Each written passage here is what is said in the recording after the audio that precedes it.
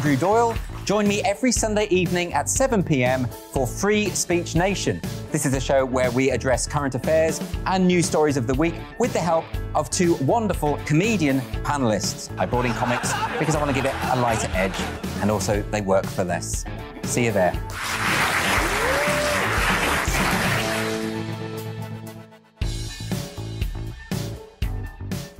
Hi there, it's Stephen and Anne. At breakfast from 6 a.m, you'll always be caught up with everything you need to know, the latest headlines, opinions and debates. We'll bring you the good news and the bad, but most of all, we're here for you. Remember, send in your views and let us know what you would like us to talk about. That's because we're your news channel. And every morning at 6 a.m, it's breakfast on GB News. I'm Dan Wootton. Join me Monday to Thursday from 9 to 11 for the feistiest and most fun news debate on TV, where free speech reigns. I'll bring you a sharp take on the day's biggest stories, bombshell newsmaker interviews, and A-list guests. And I guarantee you, no spin, no bias, no censorship, and no reason to go to bed. That's Dan Wootton Tonight, Monday to Thursdays from 9 on GB News.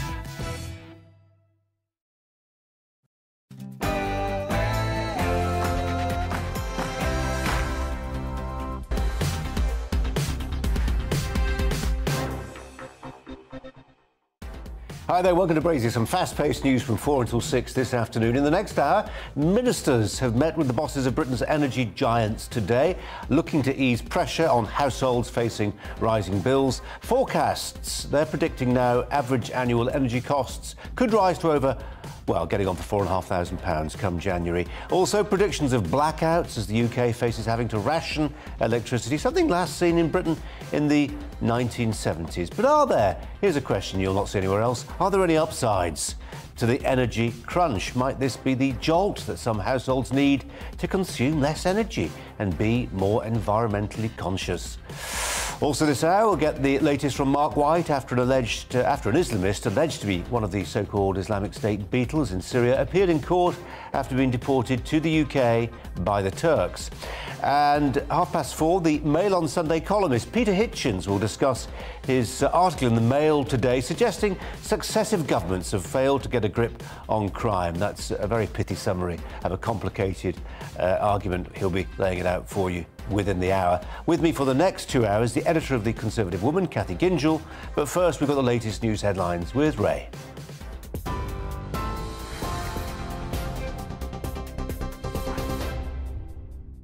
Thanks, Colin. 2 minutes past 4. Here's the latest from the GB Newsroom. Energy companies have agreed to do more to help struggling families after the Prime Minister urged them to act in the national interest. The talks follow a dire warning, with one consultancy firm forecasting the cap on energy bills could reach £5,000 next year. Despite the plea from Boris Johnson, there's been no announcements of any immediate help. The Chancellor says the government will continue to evaluate the extraordinary profits being made in certain parts of the sector and consider what steps to take. Tory leadership contender Liz Truss has hinted she would consider further support for struggling households if she becomes Prime Minister. She made the comments during the People's Forum on GB News, having previously taken a hard stance on so-called handouts. The Foreign Secretary and former Chancellor Rishi Sunak will address Tory party members at a hustings in Cheltenham this evening. Former leader Sir Ian Duncan-Smith supports Liz Truss's approach to the crisis. What you want to do is to make sure, and she said this, any support we give must be properly targeted and measured against those who need it most, so that those people can get the support that they need, rather than just scattering it across a whole income range right the way up to people like you and me, who are going to receive more money later on in October, when you could argue that we're not the ones in need, it's those in need who are facing difficulties with their bills. So targeted support is what she's talking about, properly measured and also funded. A man who was allegedly part of the IS terror cell known as the Beatles has been remanded in custody. Ian Davis was arrested at Luton Airport after being deported from Turkey, where he was serving a prison sentence. The 38-year-old from West London appeared at Westminster Magistrates Court charged with terrorism offences. He'll now appear at the Old Bailey next month. A car has hit 5 people in Kent, killing 2 members of the same family and seriously injuring a child. Police say a man in his 80s and a woman in her 30s died after being hit outside a multi-storey car park in Ramsgate. A local man has been arrested on suspicion of causing death by dangerous driving and leaving the scene of a collision. A man who was killed in shootings on the Isle of Skye and in Wester Ross has been named by police as John McKinnon. 3 other people were injured by a gunman who targeted a number of properties in the area. A 39-year-old man has been arrested in connection with the incidents, which police believe are linked. Police Scotland says there's no further threat to the community. The thoughts of myself and colleagues across Police Scotland are very much with the family and friends of Mr McKinnon and the 3 people who remain injured. These incidents took place in a close-knit rural area and have a significant impact not only on those directly affected but also friends and neighbours living in these communities. Ryan Giggs' ex-girlfriend has told a court she's hugely ashamed that she kept going back to the former Manchester United player who promised the world. The 48-year-old is on trial accused of controlling and coercive behaviour as well as assault against Kate Greville. Asked why she moved into his home if he'd been a serial and violent abuser, she said the cycle of abuse made her feel insecure. Giggs is also accused of assaulting her sister. He denies all of the charges against him. 26 countries have pledged more than £1.2 billion in aid to boost Ukraine's military defence against Russia. The UK has also promised to send more weapons, including multiple launch rocket systems and precision-guided missiles. Speaking at an event in Copenhagen, the Defence Secretary Ben Wallace said the international community has to come to agreement on helping Ukraine. We have come out of this meeting with more pledges of finance, more pledges of training and more pledges of military aid, all designed to help Ukraine win, to help Ukraine stand up for its sovereignty, and indeed to ensure that President Putin's ambitions fail in Ukraine, as they rightly should. Water industry insiders say they expect an official drought to be declared from tomorrow. An amber heat warning is currently in place and the risk of wildfires is exceptional across parts of England and Wales for the next few days. The Met Office has raised its fire severity index to its highest level following the prolonged dry conditions, with temperatures set to hit 36 degrees on Saturday. This is GB News. We'll bring you more as it happens. Now let's get back to Colin Brazier.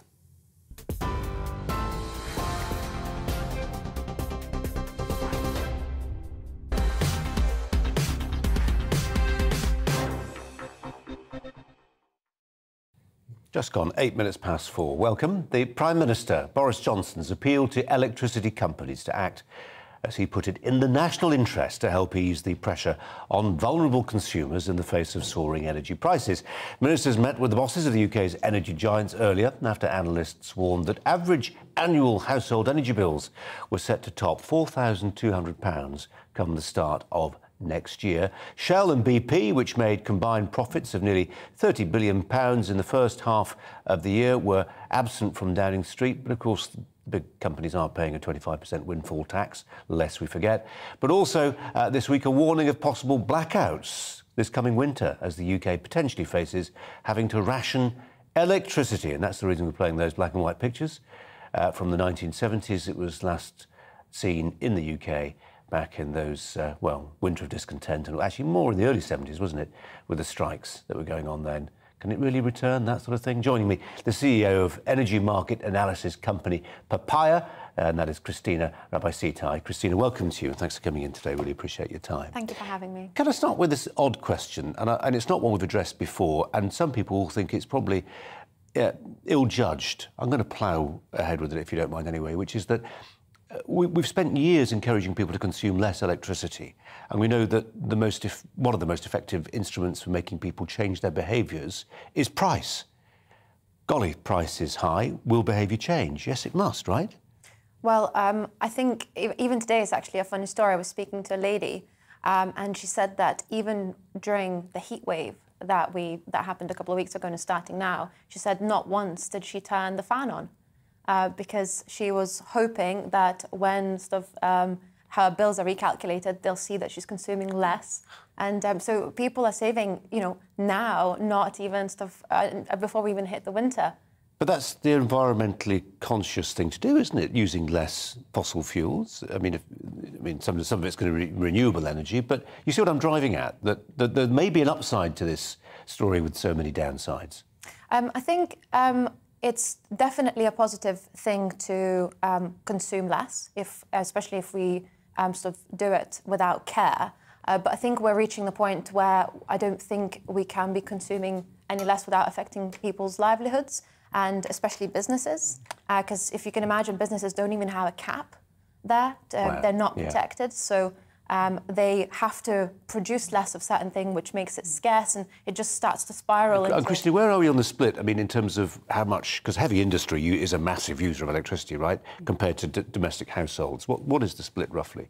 Oh gosh, I'd have to look that information up. I can't tell you. But they're big users. They're big users. And if they're turning off the power, exactly. The production line's stopping, the lights are going off, the factory's mothballed. I mean, and people are out of work. I mean. Well, I think one big user that covers the domestic is the gas. So actually, domestic would be weighing quite heavily as well. So I think they equally need to be taken care of.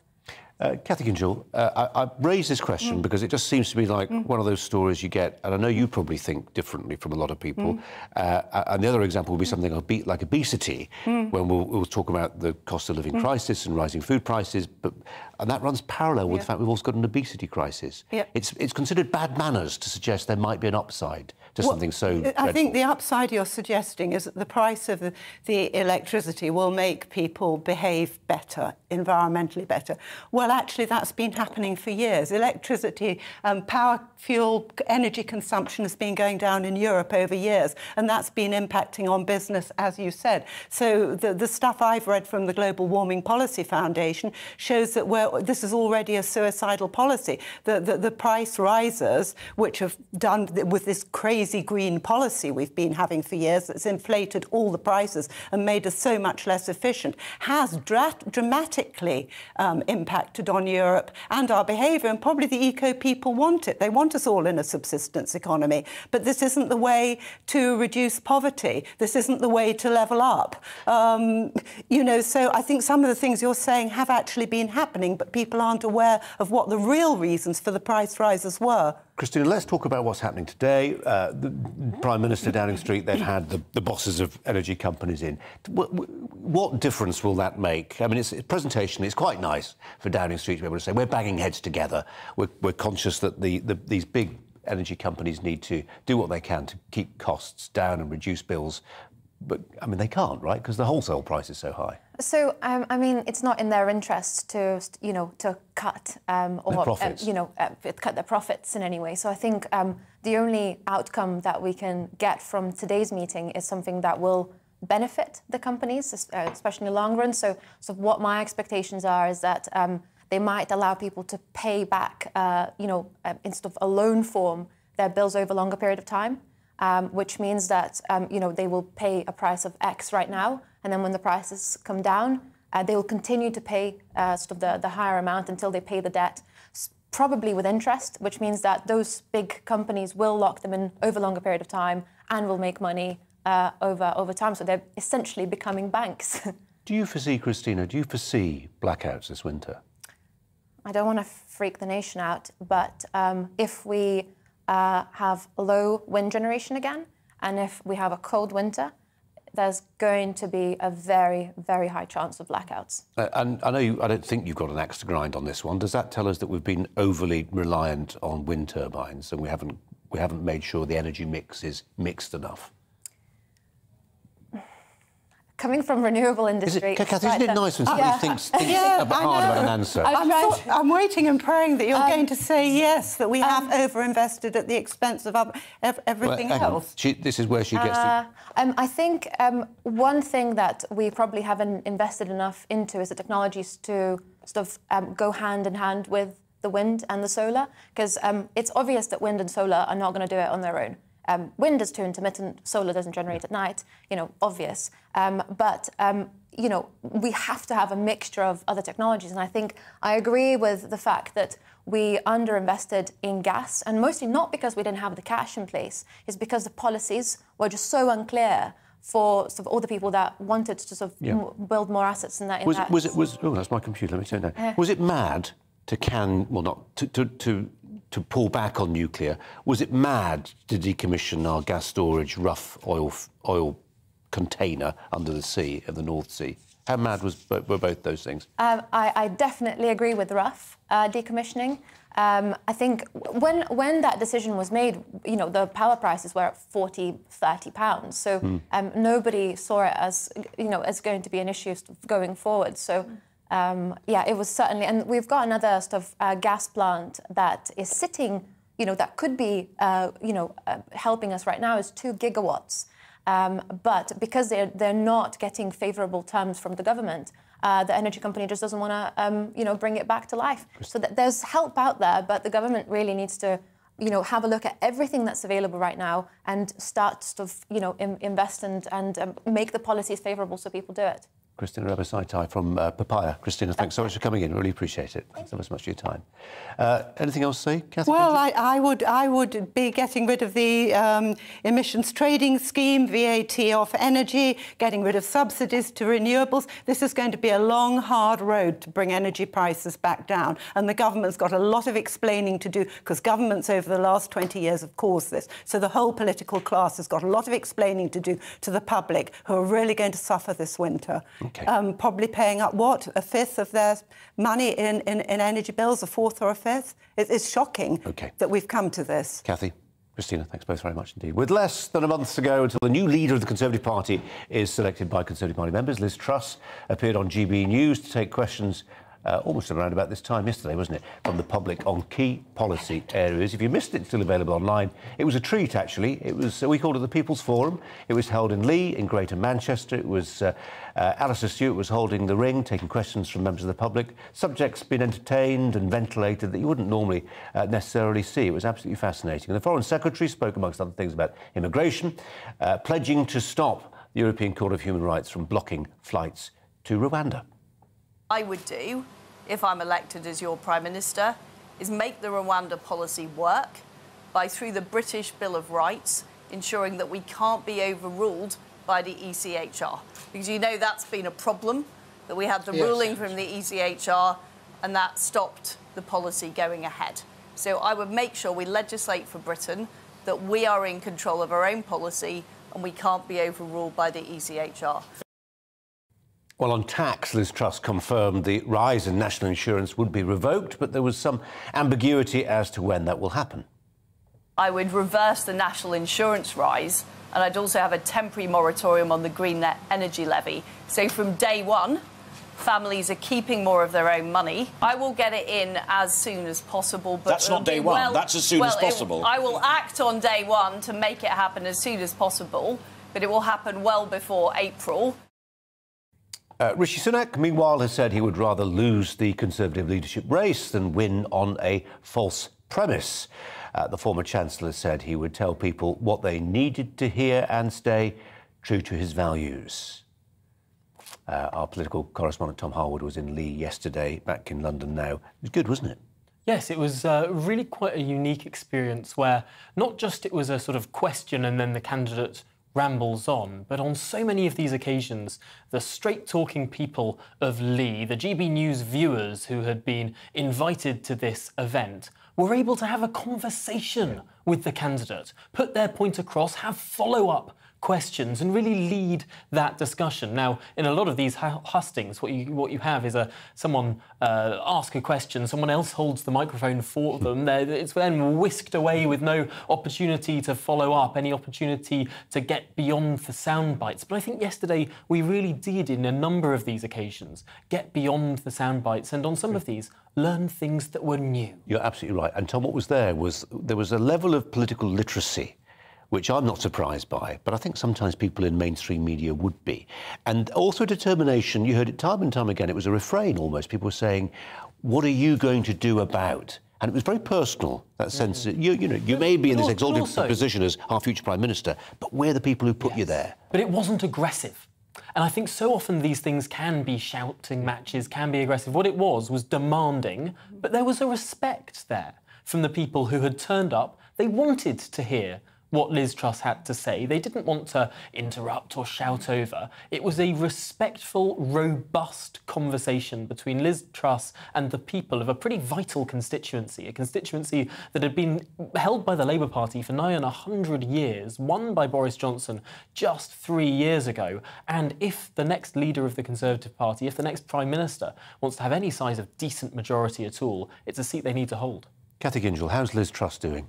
Well, I don't think she's doing too badly, and I'm really pleased about the debate you did, because I think one of the big, really lapses in the media, not GB News, not Tom, over the whole lockdown was the total failure of asking the right questions by the journalists and reporters, going along uncritically. And I think you're right, this did show a change of gear on that, and allowing the people not in question time, for heaven's sake, on the BBC with a totally imbalanced audience, confronting the candidate with that. But there's still a gap between some of the really hard questions that need to be asked about the responsibility both of them have had for where the mess we're in now.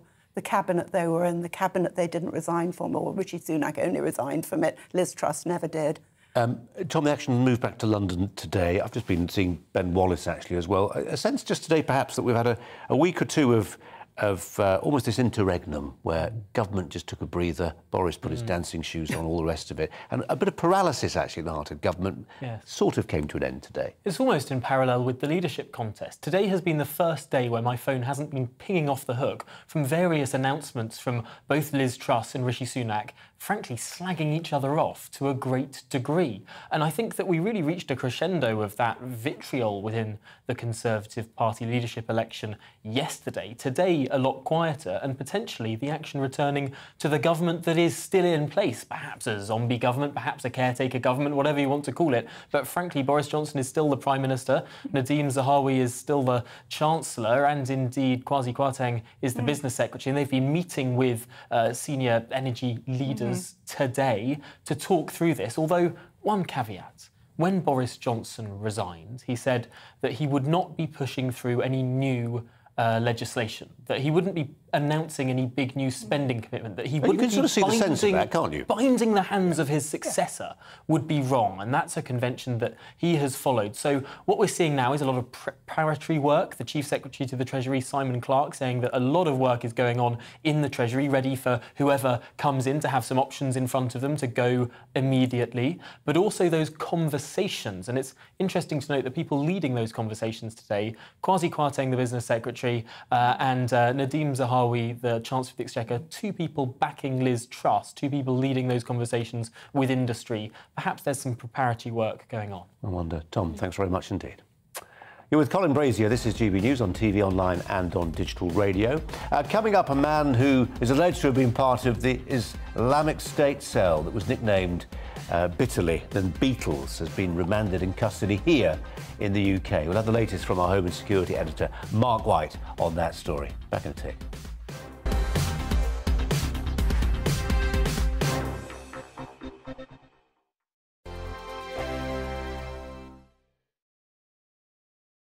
Join my show Farage, 7 p.m. till 8 p.m. Monday through Thursday, and there you will get opinion, analysis, debate, and I'll cover stories that nobody else dares to touch.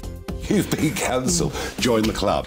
Oh my goodness me. And then for the last 15 minutes, talking pints. We're over a drink. We have a civilised conversation with someone. We very often disagree, but we do it in a grown-up way. Come and join me on Farage.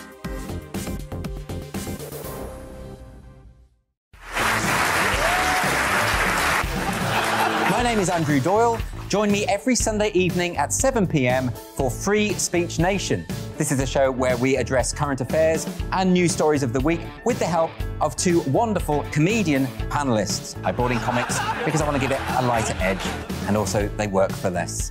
See you there.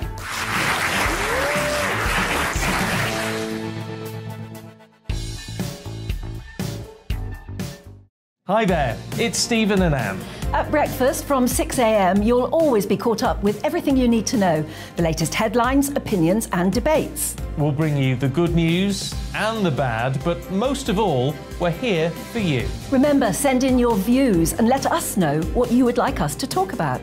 That's because we're your news channel. And every morning at 6 a.m, it's breakfast on GB News. I'm Dan Wootton. Join me Monday to Thursday from 9 to 11 for the feistiest and most fun news debate on TV, where free speech reigns. I'll bring you a sharp take on the day's biggest stories, bombshell newsmaker interviews, and A-list guests. And I guarantee you, no spin, no bias, no censorship, and no reason to go to bed. That's Dan Wootton Tonight, Monday to Thursdays from 9 on GB News.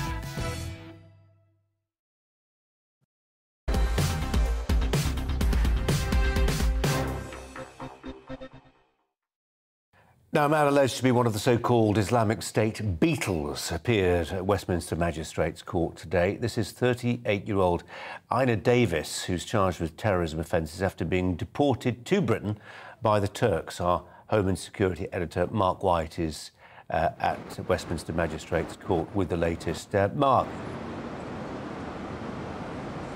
Well, Ina Davis arrived here yesterday and was immediately met by counter-terrorism detectives at Luton Airport. They were expecting him because he had been deported by Turkish authorities, having served a 6-year jail term, found guilty in the Turkish courts of membership of the terror group Islamic State, something he's always denied. He's always denied as well, Colin, being the 4th member of this notorious execution squad that was known as the Beatles, because all 4 members of the squad were British and were nicknamed by those they took hostage, the Beatles. Of course, you remember the most notorious of this group, Mohammed Emwazi, who was dubbed in the press Jihadi John, who wore a ski mask and appeared in those hideous propaganda videos murdering innocent hostages, including the British hostages, David Haynes and Alan Henning.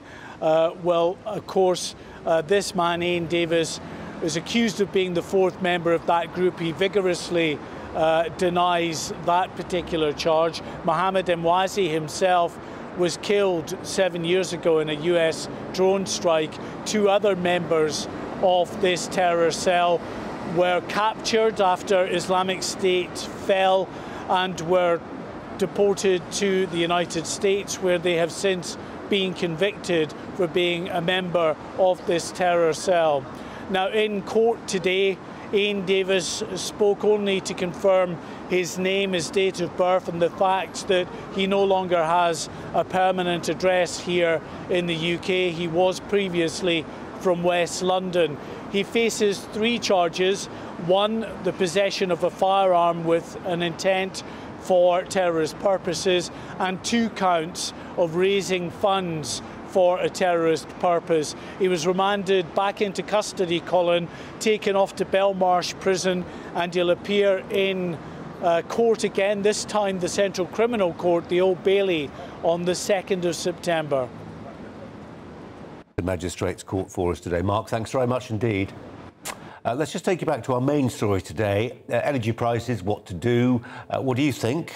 Some of you think these thoughts. Malcolm says people will use less energy to try to offset some of the increases. The question is around EVs. What will they do to reduce the need for electricity, and what will they do if there are blackouts? I think EVs standing for electric vehicles, Cathy? Yeah. Derek says, so the Tories have taken us back to the 1970s. Meanwhile, the Defence Secretary pledges more aid to Ukraine.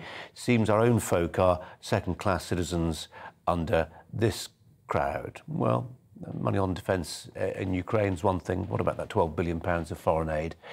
Dam says, price will make many useless energy. Let me read that again. Price will make many No, it doesn't make any sense. I'm going to move straight on. Oh, well, to this. Unfortunate, no, it still doesn't make sense.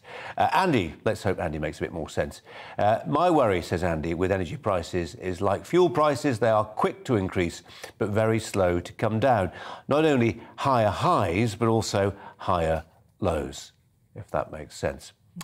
Cathy Gingell alongside me today to reflect on the political problem, the economic problem, but the political headache for the government of rising energy prices. Oh, I think it's the explanation, because the higher policy costs have come because of their policies over time. Well, they've come about because Vladimir Putin they've come about because Vladimir Putin at the time chose to invade and cause the disruption when Europe certainly became almost totally dependent on gas because of their poor investment in renewables. We know Germany, the closing down of the nuclear power station. It looks like in Germany the irony is they're going to go back to coal now. I mean, you really can't make it up, but they have invested over 20 years in inferior renewables that are inefficient. This doesn't work in the end, and it's certainly pushed the price of oil and gas up. In America, you know, Biden's saying, oh, I'm terribly cross, why aren't you giving us more oil now? And the oil companies are coming back, well, saying over 100 of our refineries under your decrees are being turned over to biofuel, renewable technology. So really the politicians have got us into a crazy mess over there. And it's funny, I mean, I assume that good politicians are canny, they're shrewd, maybe a bit cynical. But what you describe in Germany as bad choices was based on a kind of naivety, a wishful thinking that actually, Vladimir Putin, we're not sure about him, but he seems like the kind. He's told us he'll keep the gas running. So I tell you what we'll do. We'll import 40% of all our gas into Germany. No, what? You've got to go a step back. That was crackers. It's crackers, but you've got to go a step back. It wasn't naive, it was ideological. There's been a strong ideological move in the EU over the last 30 years. Instead of doing nuclear, the things you talked about, other forms of clean technology, instead of fracking, has been to go down this green road. It's made them very, very vulnerable. And German industry might collapse this autumn. I mean, it's a form of suicide that our politicians have taken us into. And of course, Putin isn't stupid. Everyone's saying he was dumb. He's certainly not dumb. No. He's taken full advantage. And it may be full advantage that results in deaths. I mean, literally, if you've ever been in Berlin in December or January, you'll know how cold those east wind blows. We really don't want to worry now about the warm people. Far, far more people die of cold, and in this country too. If you look at the statistics, deaths come from cold, not from the few heat waves we have. Good. Yeah, well, interesting, but I was going to say good point. Interesting point is a difficult point to contend with, but you're absolutely right. Cathy, thanks very much indeed. Coming up after the break, we'll be bringing you Speaker's Corner. Cathy Gingell today is speaking out on a topic she's passionate about. I recommend you listen in. And the Mail on Sunday columnist Peter Hitchens will discuss his article in the Mail today, suggesting successive governments have failed to get a grip on crime. In fact, more than that, they've massaged the figures downwards, so you don't really notice that things are getting a whole lot worse. Let's bring you the latest news headlines. First with Ray.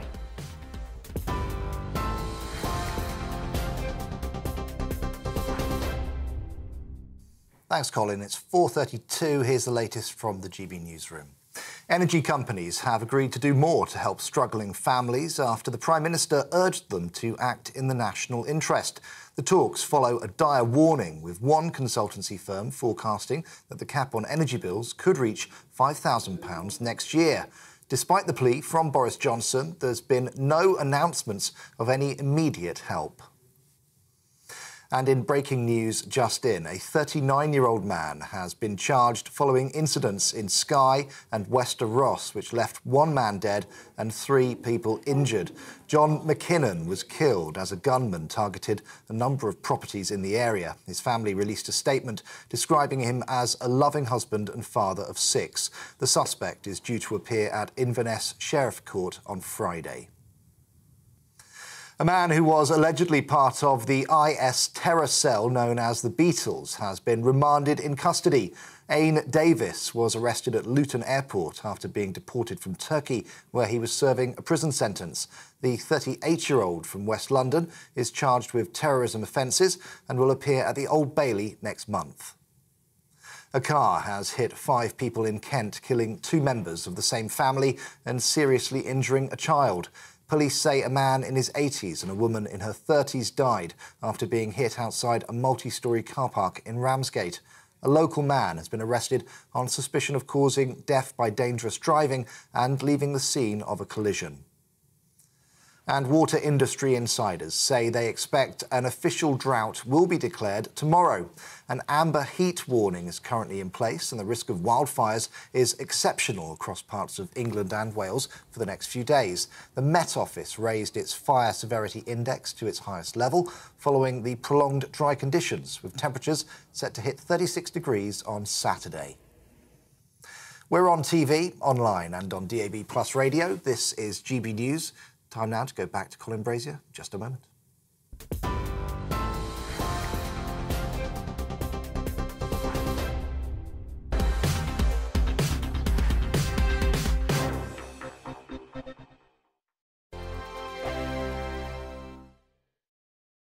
Join my show Farage, 7 p.m. till 8 p.m. Monday through Thursday. And there you will get opinion, analysis, debate, and I'll cover stories that nobody else dares to touch.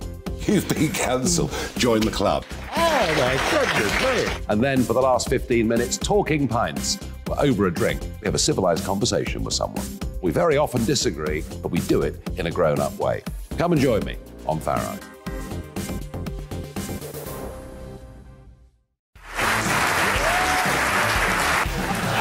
My name is Andrew Doyle.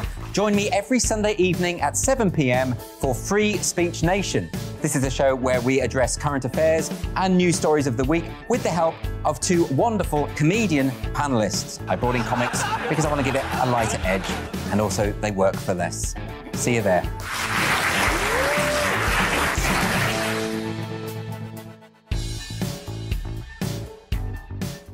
Hi there, it's Stephen and Anne.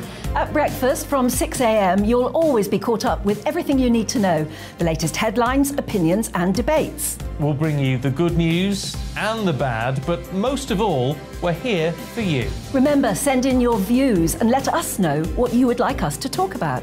That's because we're your news channel. And every morning at 6 a.m, it's breakfast on GB News.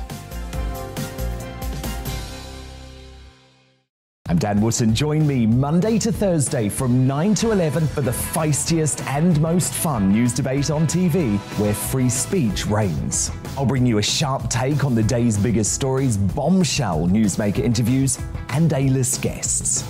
And I guarantee you, no spin, no bias, no censorship, and no reason to go to bed. That's Dan Wootton tonight, Monday to Thursdays from 9 on GB News.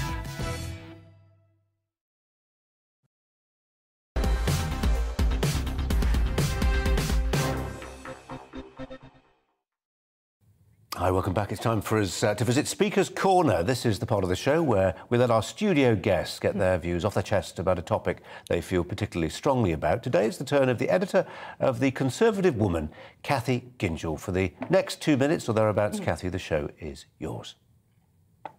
Thank you, Colin. Love and marriage, they go together like a horse and carriage. This I tell you, brother, you can't have one without the other. So sang Frank Sinatra back in 1966, when the original 1955 lyric was still just about accepted as a fact. It's an institute you can't disparage. Ask the local gentry, and they will say it's elementary, it went on. But no longer. In the years since then, we've witnessed the inexorable rise of social dysfunction, addiction, mental health, abortion, crime, single motherhood, cohabitation, and relational breakdown, and loneliness, you name it. Why? Well, the answer lies in yesterday's Daily Mail front page news. A minority of babies born to married couples, it said, for the first time since 1845. And it marked more than a statistic. It showed how far, as a society, we've turned our backs on the most basic of social contracts, the one that bonds society and secures the safety of future generations. It matters. Marriage is the basis of social order. It determines responsibility, identity, and belonging. And who that matters most for is children. The evidence is there for anyone to see. Children born to married couples do better on every score, on all life chances, from work success to mental health. And that's regardless of the economic background of the parents. But with the marriage rate also at its lowest ever, 50% down since the 70s, the majority of children are penalised. For it's only the very rich who can afford to marry these days. Only the rich who can take the social decision that advantages them and their children.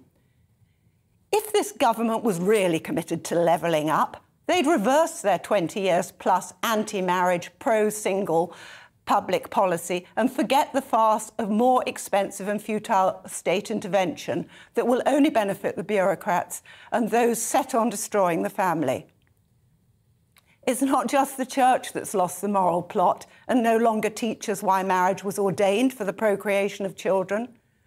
Both political parties have long since been rewarding hyper-individualism, inherently self-centred cohabitation and unmarried state dependency, paid for by the ever fewer unfairly taxed married families.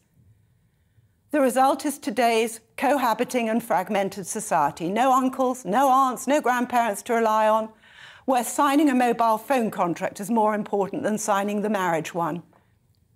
Most young adults still want to marry, but no one is teaching them that this is the real marker of maturity. No one rewards them for it.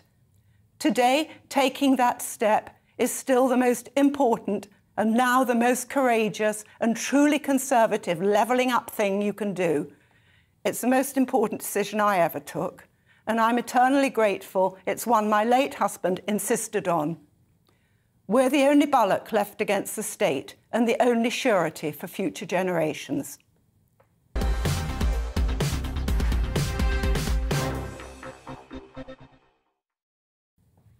Your thoughts on what Cathy Gingell had to say. Let me just turn to Cathy and say thank you for that. That's very moving. And, of course, I agree with every word, and there'll be many people who disagree with much of what you said. One thing is uncontestable, surely.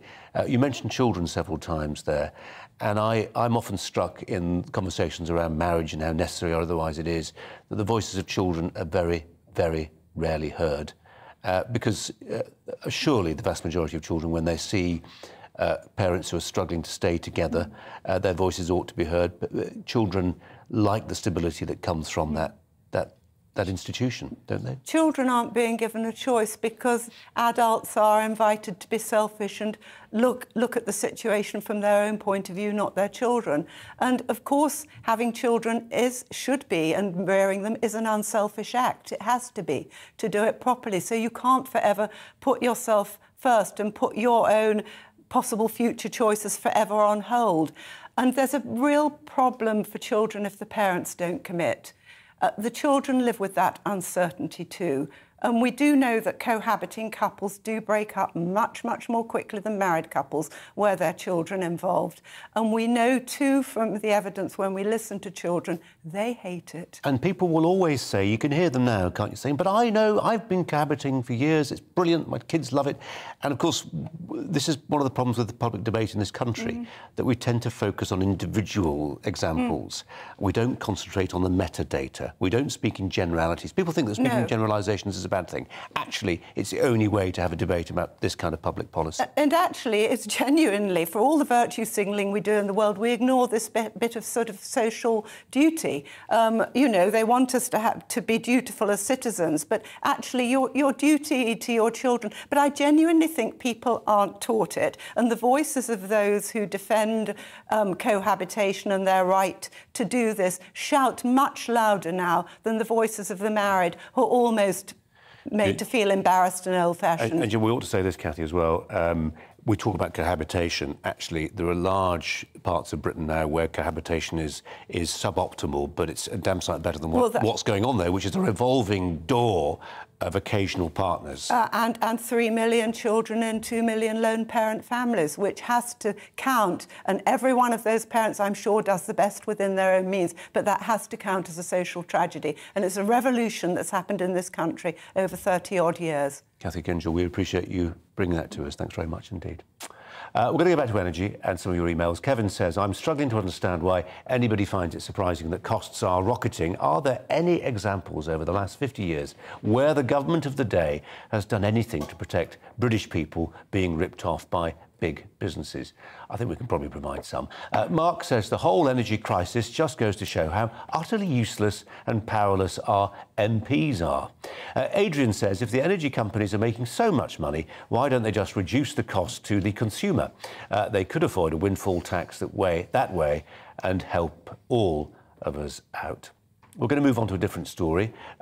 It is related to the Tory leadership contest. Both candidates have tried to appear, or sound at least, tough on crime to win over the party's members. Liz Truss has pledged to rank the performance of chief constables around the country, whilst Rishi Sunak has promised tougher sentences for those in grooming gangs. Grooming was something which came up yesterday in our debate in Lee. Well, our next guest argues that turning the tide of everyday lawlessness in this country requires really something more profound, a recognition that many crimes in this country effectively go unrecorded, a determination to stop blaming crime on things other than criminals, and an understanding that prison must be used first and foremost as an act of punishment. We're joined by the Mail on Sunday columnist who wrote that, Peter Hitchens. Peter Hitchens, thanks for coming in. We appreciate it. Pleasure. What are you arguing for? Well, it's very difficult to get it out in sound bites. It's a complete philosophical counter-revolution. In the 1950s and 1960s in this country, we abandoned the idea that crime was committed by people because they had evil intentions, didn't know how to behave, and we instead adopted the idea that people committed crime because of the social conditions they lived in, because their houses were poorly furnished or whatever it was, and because they were poor. This is obviously nonsense, because during the most recent period of profound poverty, hunger and deprivation in our society, namely the 1930s, the level of crime was extraordinarily low. And it's a fatuous claim, but it's widely believed by the left. And it's also to do with the general shying away from the idea of personal responsibility. And from that arose a complete evisceration of all the major features of the criminal justice system. The police were no longer allowed to patrol preventively on the assumption that if you don't patrol preventively, then disorder and crime break out. The courts no longer took crime particularly seriously. And the prisons, instead of being places of austere but well-ordered punishment, became pointless warehouses where people were kept for varying lengths of time. This is the great paradox of this policy, and I strive to get this across, because people say to me, oh, well, surely there are so many people in the prisons, that must mean we're being tough on crime. Let me explain. Please do, because it's so crucial to the whole thing. The idea of prison is that on a second offence, basically, you should go there. If first offenders should be given some latitude, I think everybody. If someone commits a second crime, then prison is there for it. And prison, when you get there, should be a place of hard work and fairly, how shall I put it, austere conditions, not cruelty, not torture, not beatings, but you know you're there. I don't believe in long sentences. That's not the point. And you should encounter it at an early stage in your career of wrongdoing, not merely for your own good, but for the good of other people around you who see what happens to you, and who realise that following a career of crime is not a good thing. These days, you probably have to commit about 35 or 40 offences before you go near a prison. And the people who go to prison are already recidivists, they're already long-term repeat offenders, and the chances of it doing them any good are absolutely zero. The other thing is that prisons are no longer under the control of the authorities. They're not places of hard work and austerity.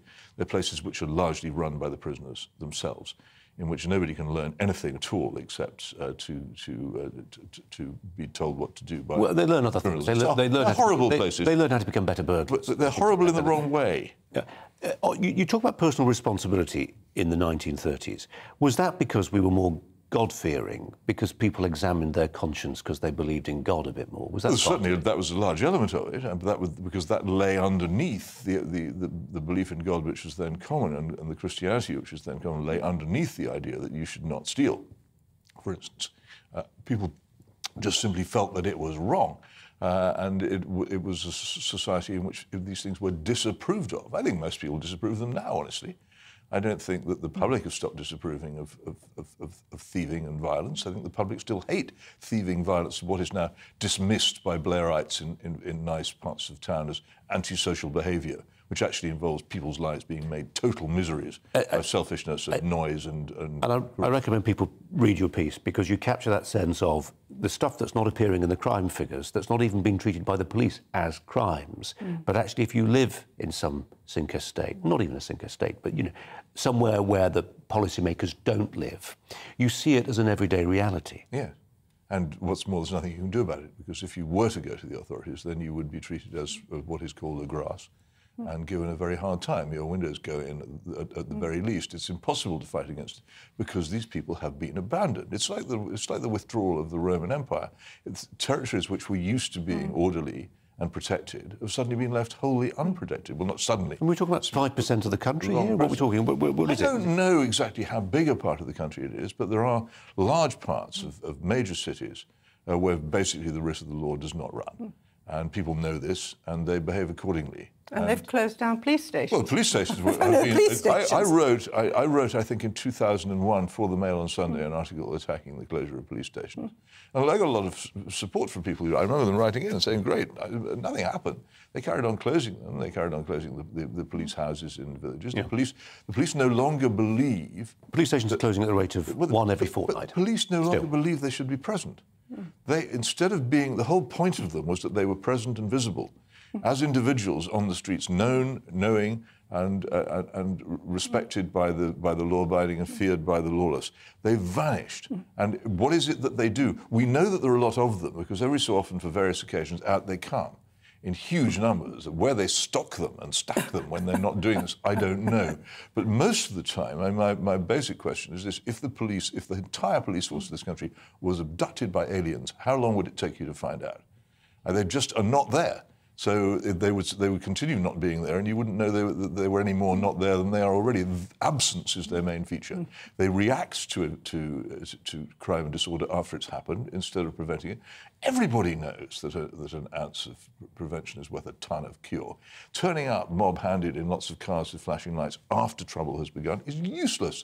And turning up after the simple proposition, I make it again: you cannot unburgle a person who's been burgled. You cannot unmug a person who's been mugged. You cannot, and this is really tragic, especially in London, you cannot unstab a person who's been stabbed. Whatever you do, no amount of police presence later, no amount of heavy sentences later will make any difference. You've got to be there. They've stopped doing it. They don't really believe in doing it anymore. And the courts have been, for years and years, under pressure not to send people to prison, not to take serious action against them until they absolutely have to.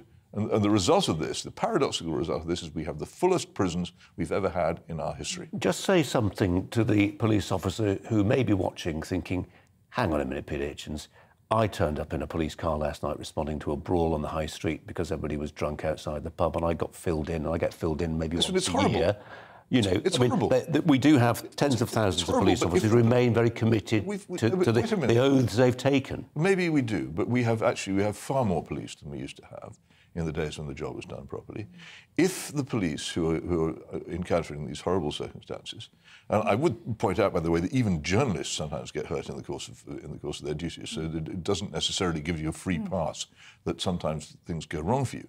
But if the police had actually done what I recommend and what Robert Peel recommended, which is to be on the streets as individuals, getting to know the public, and being out there where they learnt what was going on, these events which they have to rush to where they're in danger would not happen half so much. And another thing, if they would only prosecute, and if the courts would only punish particularly drug offences, and the drug offences play a huge part in this violence, there would be a lot less of it.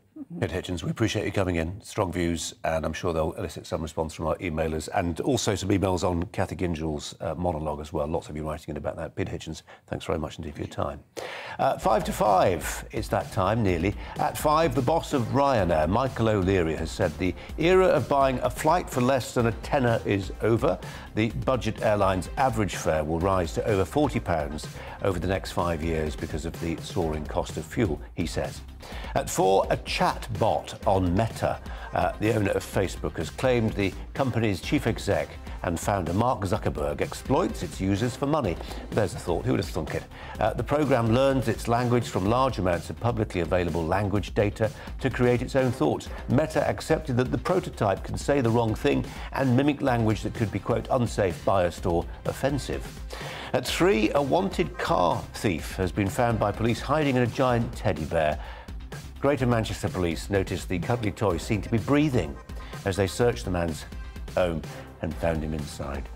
At 2, the last person living on Britain's loneliest street, so runs the headline, has refused to leave his council flat. This is Nick Wisniewski, there you go.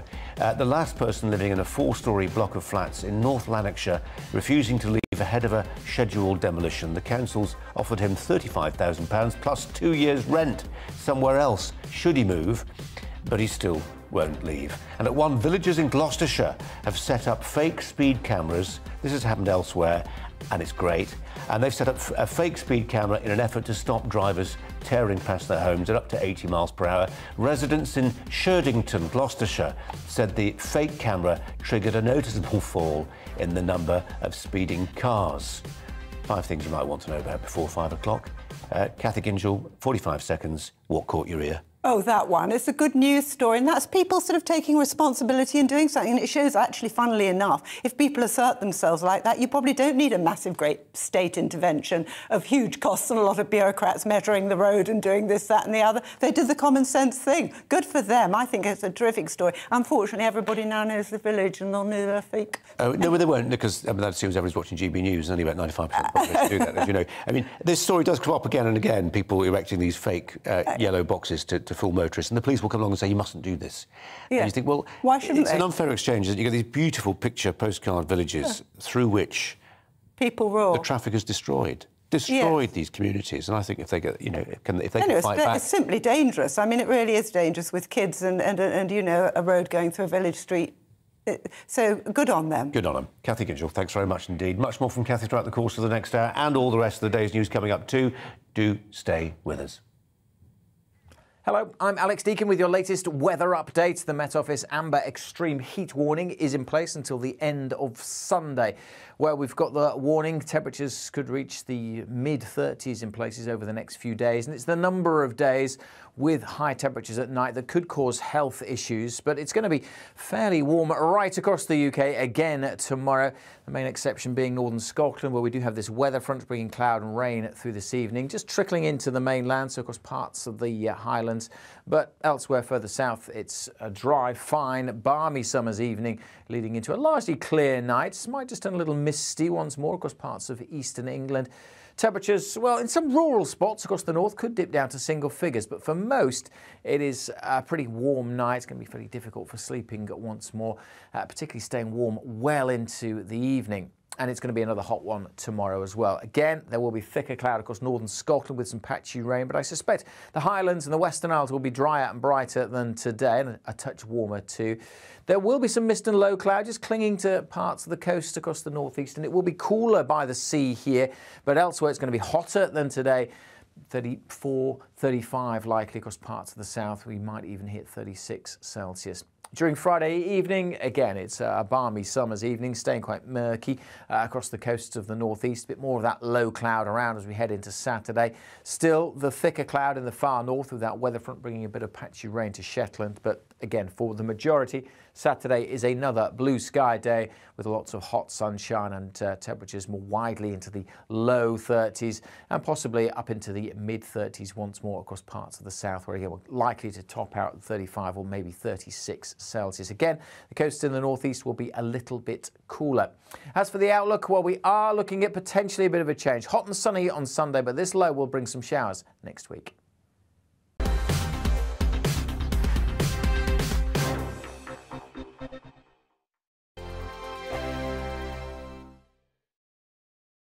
Join my show Farage, 7 p.m. till 8 p.m. Monday through Thursday, and there you will get opinion, analysis, debate, and I'll cover stories that nobody else dares to touch.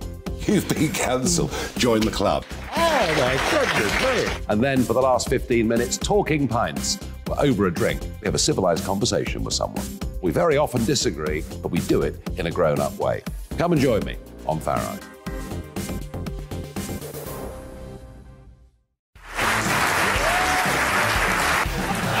My name is Andrew Doyle. Join me every Sunday evening at 7 p.m. for Free Speech Nation. This is a show where we address current affairs and news stories of the week with the help of two wonderful comedian panellists. I brought in comics because I want to give it a lighter edge, and also they work for less. See you there.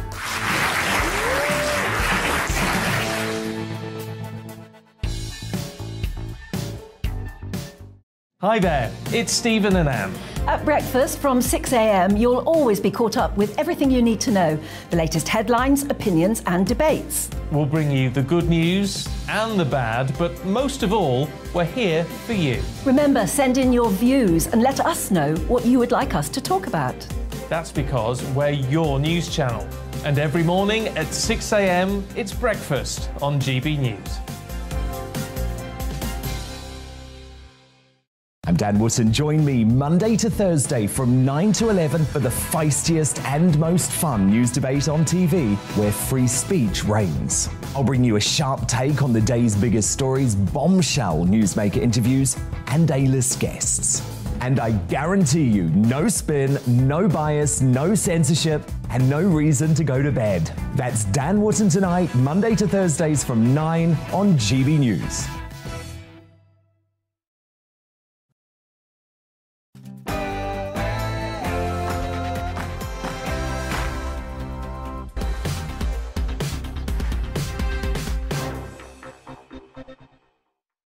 Well, hi there and welcome to Brazier. Coming up live at 5, the Prime Minister Boris Johnson urging power companies to act in the national interest to ease pressure on households facing rising bills. There are forecasts that are predicting average annual energy costs could rise to over 4,200 quid by January. Also reports of possible blackouts as the UK potentially faces having to ration electricity. Last happened in the 1970s. We ask, are there any upsides to the energy crunch? Might this be the jolt some households need to use less energy and be more environmentally conscious? Also, an investigation by the consumer group Which has revealed illegal weapons are being sold on online stores for as little as 49p. Zombie knives, knuckle dusters and swords among the items available through third-party sellers. Reaction with former Scotland Yard detective Peter Bleksley.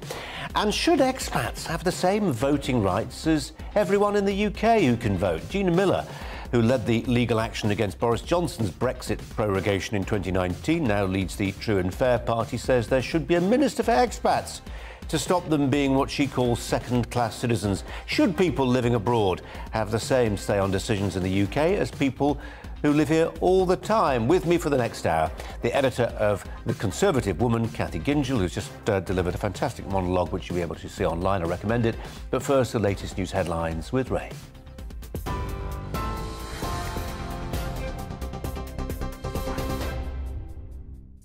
Thanks, Colin. Coming up to 2 minutes past 5, here's the latest from the GB newsroom. Energy companies have agreed to do more to help struggling families after the Prime Minister urged them to act in the national interest. The talks follow a dire warning, with one consultancy firm forecasting that the cap on energy bills could reach £5,000 next year. Despite the plea from Boris Johnson, there's been no announcements of any immediate help. The Chancellor says the government will continue to evaluate the extraordinary profits being made in certain parts of the sector and consider what steps to take.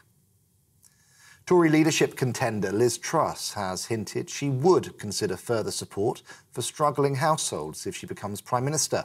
She made the comments during the People's Forum on GB News, having previously taken a hard stance on so-called handouts. The Foreign Secretary and former Chancellor Rishi Sunak will address Tory party members at a hustings in Cheltenham this evening.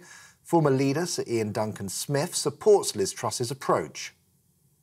What you want to do is to make sure, and she said this, any support we give must be properly targeted and measured against those who need it most, so that those people can get the support that they need, rather than just scattering it across a whole income range right the way up to people like you and me, who are going to receive more money later on in October, when you could argue that we're not the ones in need, it's those in need who are facing difficulties with their bills. So targeted support is what she's talking about, properly measured and also funded. As we've been hearing in the last half hour, a 39-year-old man has been charged following incidents in Skye and Wester Ross, which left one man dead and 3 people injured. John McKinnon was killed as a gunman targeted a number of properties in the area. His family released a statement describing him as a loving husband and father of 6. The suspect is due to appear at Inverness Sheriff Court on Friday. In news just in, legal advisers and court associates working in magistrates' courts in England and Wales have voted to strike. The Public and Commercial Services Union says its members voted to walk out by 9-1 in a dispute over a new case management system. The union says 180 of its members are involved in the row and industrial action will be significant, targeted and sustained. A man who was allegedly part of the IS terror cell known as the Beatles has been remanded in custody. Ain Davis was arrested at Luton Airport after being deported from Turkey, where he was serving a prison sentence. The 38-year-old from West London appeared at Westminster Magistrates Court, charged with terrorism offences. He will now appear at the Old Bailey next month. A car has hit 5 people in Kent, killing 2 members of the same family and seriously injuring a child. Police say a man in his 80s and a woman in her 30s died after being hit outside a multi-storey car park in Ramsgate. A local man has been arrested on suspicion of causing death by dangerous driving and leaving the scene of a collision. Ryan Giggs' ex-girlfriend has told a court she's hugely ashamed that she kept going back to the former Manchester United player who promised the world. The 48-year-old is on trial accused of controlling and coercive behaviour, as well as assault against Kate Greville. Asked why she moved into his home if he'd been a serial and violent abuser, she said the cycle of abuse made her feel insecure. Giggs is also accused of assaulting her sister. He denies all the charges against him. 26 countries have pledged more than £1.2 billion in aid to boost Ukraine's military defence against Russia. The UK has also promised to send more weapons, including multiple launch rocket systems and precision-guided missiles. Speaking at an event in Copenhagen, Defence Secretary Ben Wallace said the aid is designed to help Ukraine win the war. We have come out of this meeting with more pledges of finance, more pledges of training and more pledges of military aid, all designed to help Ukraine win, to help Ukraine stand up for its sovereignty, and indeed to ensure that President Putin's ambitions fail in Ukraine, as they rightly should. Water industry insiders say they expect an official drought to be declared tomorrow. An amber heat warning is currently in place. The risk of wildfires is exceptional across parts of England and Wales for the next few days. Met Office has raised its fire severity index to its highest level following the prolonged dry conditions. Temperatures are set to reach 36 degrees on Saturday. This is GB News. We'll bring you more as it happens. Now let's get back to Colin Brazier.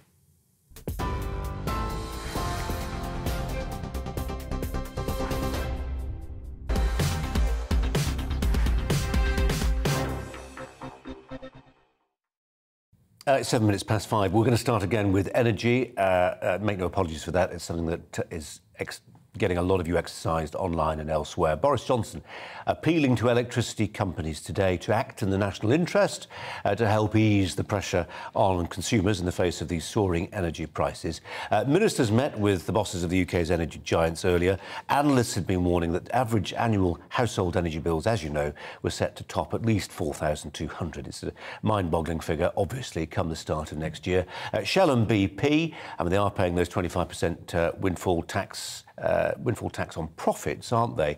But they did also make combined profits of nearly £30 billion in the first half of the year. Their representatives didn't participate in these Downing Street conversations.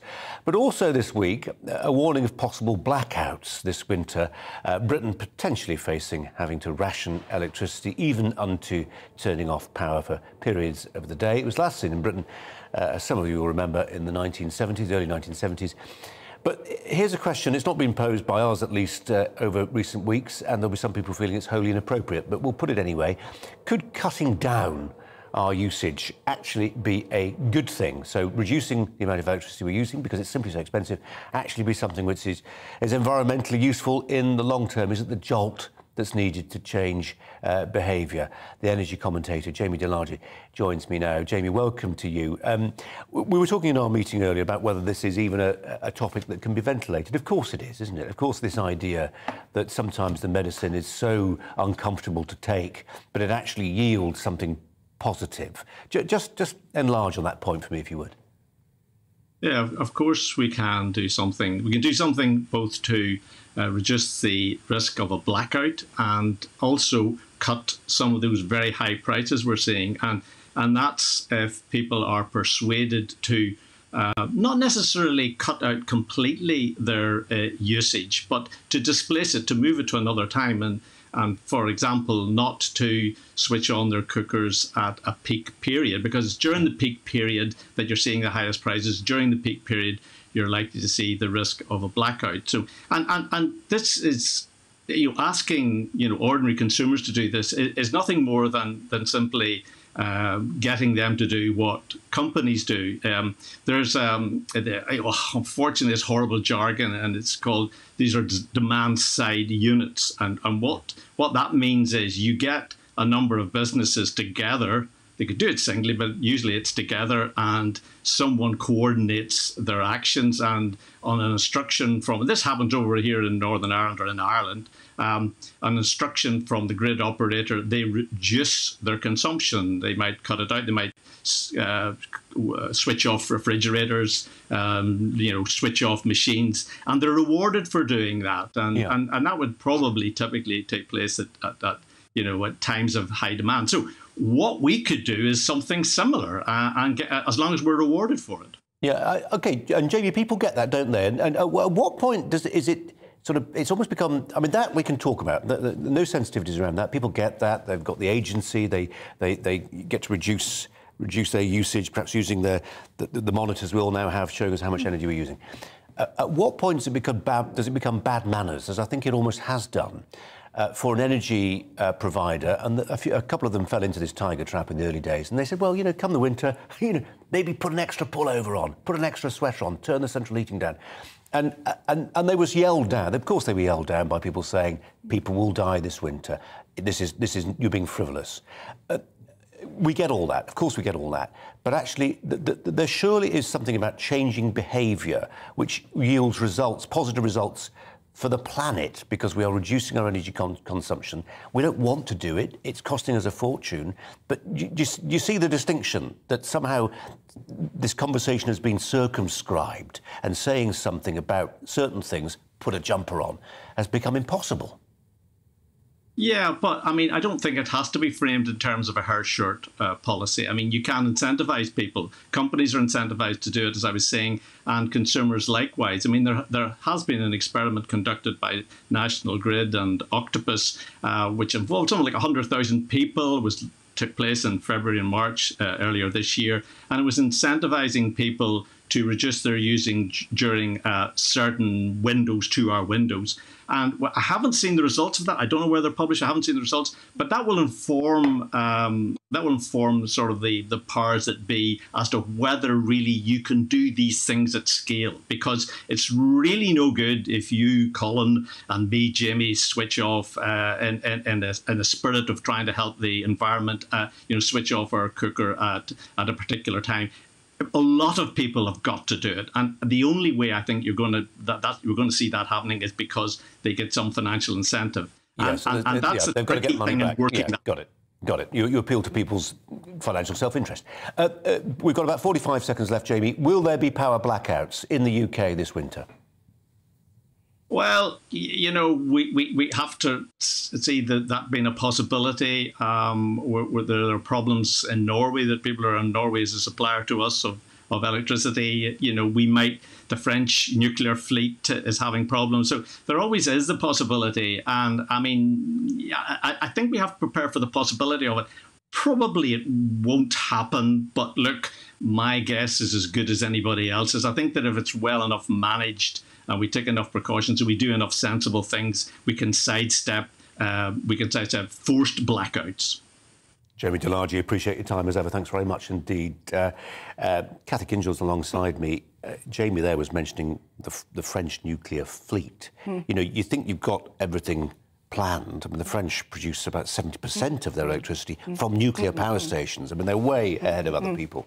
But the waters are so low in the rivers, they can't cool the plants. And they've also had some engineering works they've had to do, and their nuclear production of electricity is right down. Yeah. Countries have just been unlucky a little bit at the moment. OK, but really what you're suggesting is absolutely outrageous, that you're going to tell people, you're going to do the sage type of nudge policy, where we're going to dictate to the population when you can put your kettle on to boil your cup of tea. This is fine with the wealthy upper classes, you know, who've got everything they want whenever they want.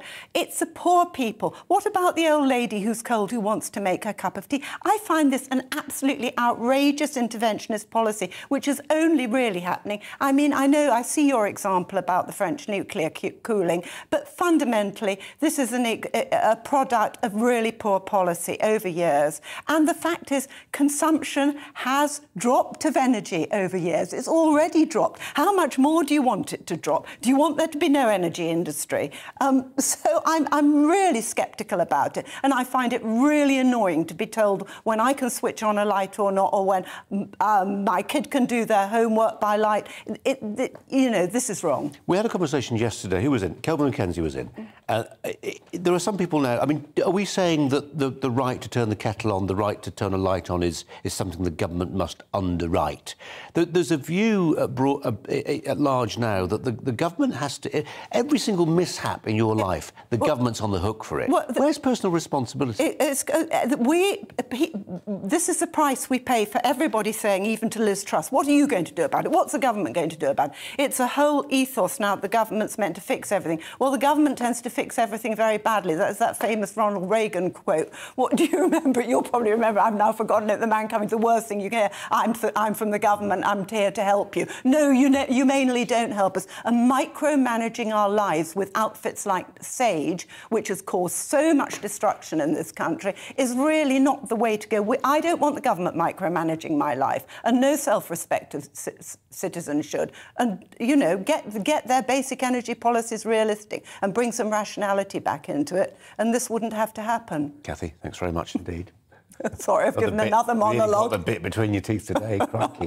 And now, with less than a month to go until the new leader of the Conservative Party and this country's Prime Minister is decided by Tory members, Liz Truss, right about this time yesterday, wasn't it, appeared on GBNews to take questions from the public on key policy areas. It was our People's Forum in Lee, Greater Manchester. There, the Foreign Secretary spoke about, amongst other things, immigration, pledging to stop the European Court of Human Rights from blocking flights to Rwanda.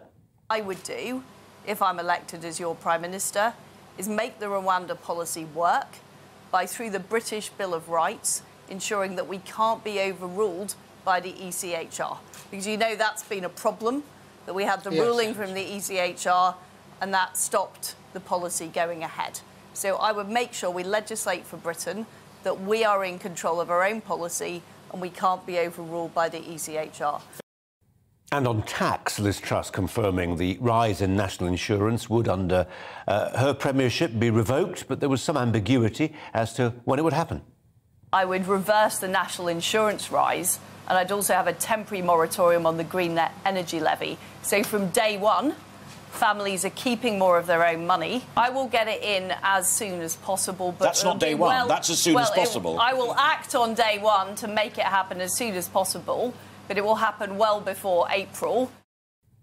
Well, Rishi Sunak has said he would rather lose the Conservative leadership race than win on a false premise. The former Chancellor said he would tell people what they needed to hear and stay true to his values. Let's turn to my fellow GB News presenter, Calvin Robinson, the Reverend Calvin Robinson, who joins us now. Calvin, a very warm welcome to you.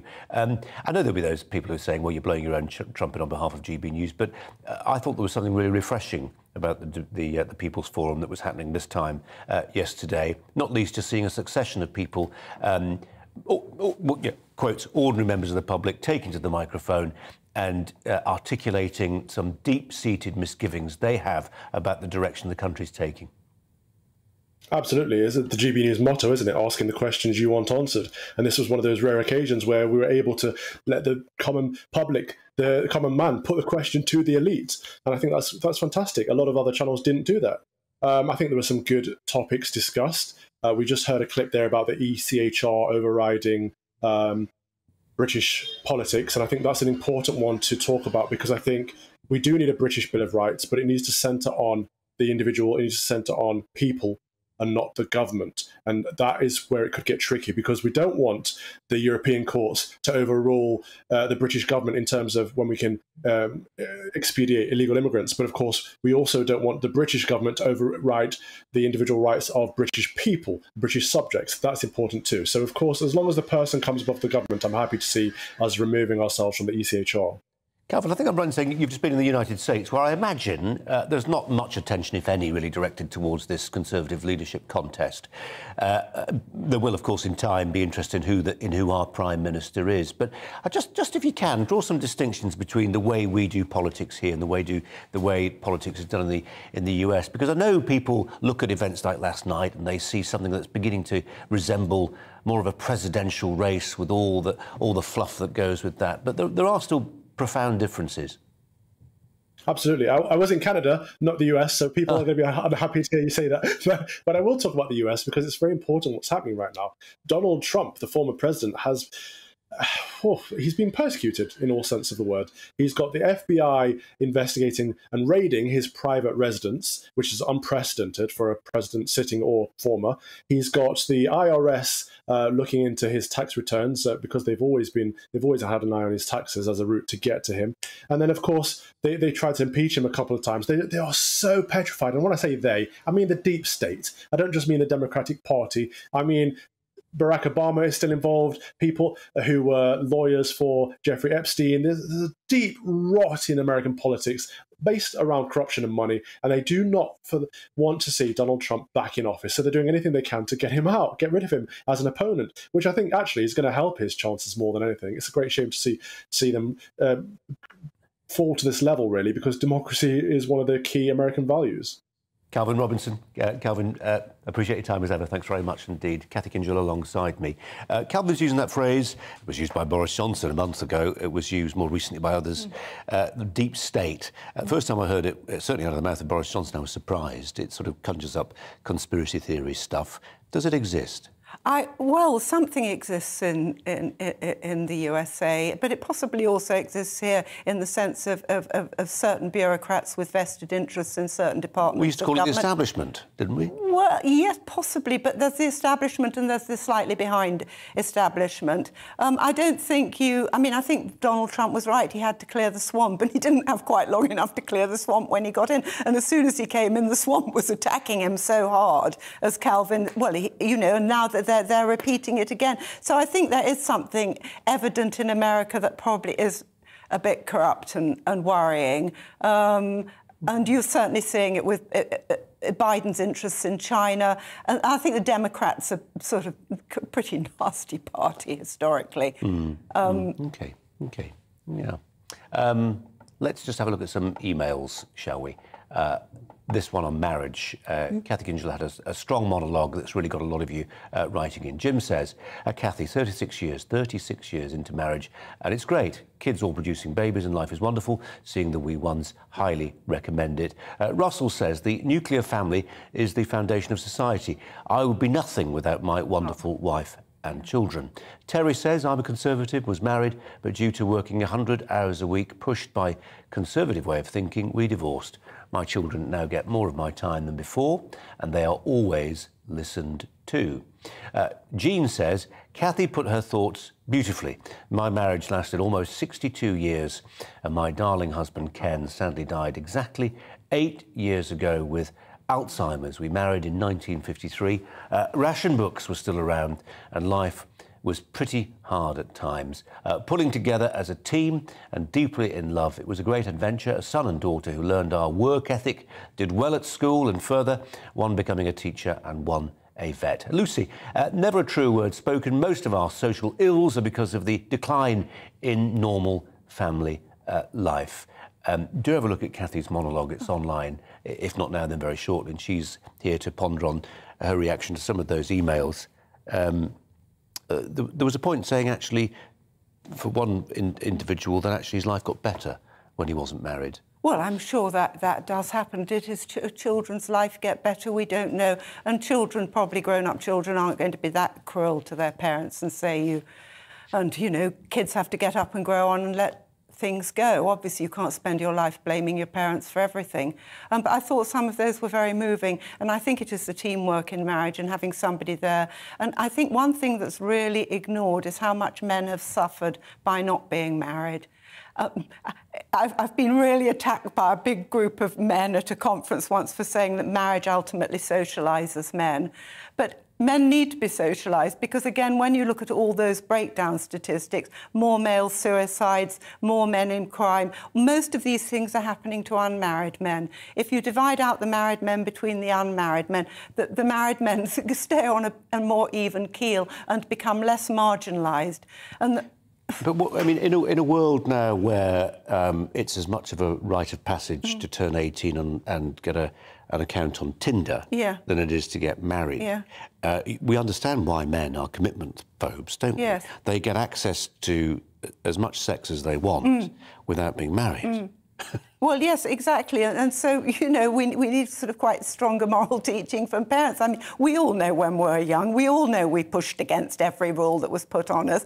But I have to say, I had to turn up. Whenever I went out, you know, the age of 18, when I came in, my parents were sitting up for me, bolt upright in bed, and said, "Kathy, come in here." And, you know, just look to see how flushed my cheeks were or whatever, to know what I might have been up to. They put the fear of hell into me.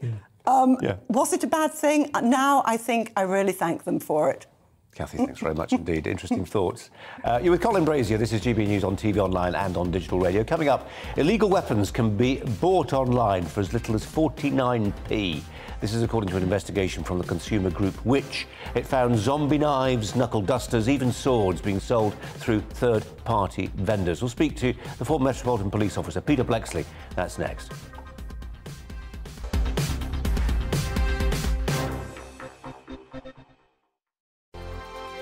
Join my show Farage, 7 p.m. till 8 p.m. Monday through Thursday. And there you will get opinion, analysis, debate, and I'll cover stories that nobody else dares to touch.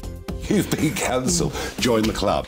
Oh, my goodness me. And then for the last 15 minutes, talking pints. We're over a drink. We have a civilised conversation with someone. We very often disagree, but we do it in a grown-up way. Come and join me on Farage.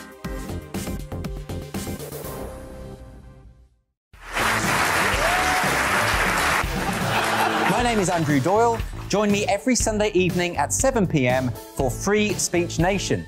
This is a show where we address current affairs and news stories of the week with the help of two wonderful comedian panellists. I brought in comics because I want to give it a lighter edge, and also they work for less.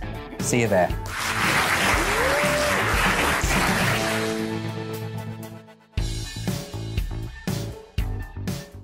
Hi there, it's Stephen and Anne. At breakfast from 6 a.m, you'll always be caught up with everything you need to know, the latest headlines, opinions and debates. We'll bring you the good news and the bad, but most of all, we're here for you. Remember, send in your views and let us know what you would like us to talk about. That's because we're your news channel. And every morning at 6 a.m, it's breakfast on GB News. I'm Dan Wootton. Join me Monday to Thursday from 9 to 11 for the feistiest and most fun news debate on TV, where free speech reigns. I'll bring you a sharp take on the day's biggest stories, bombshell newsmaker interviews, and A-list guests. And I guarantee you, no spin, no bias, no censorship, and no reason to go to bed. That's Dan Wootton tonight, Monday to Thursdays from 9 on GB News.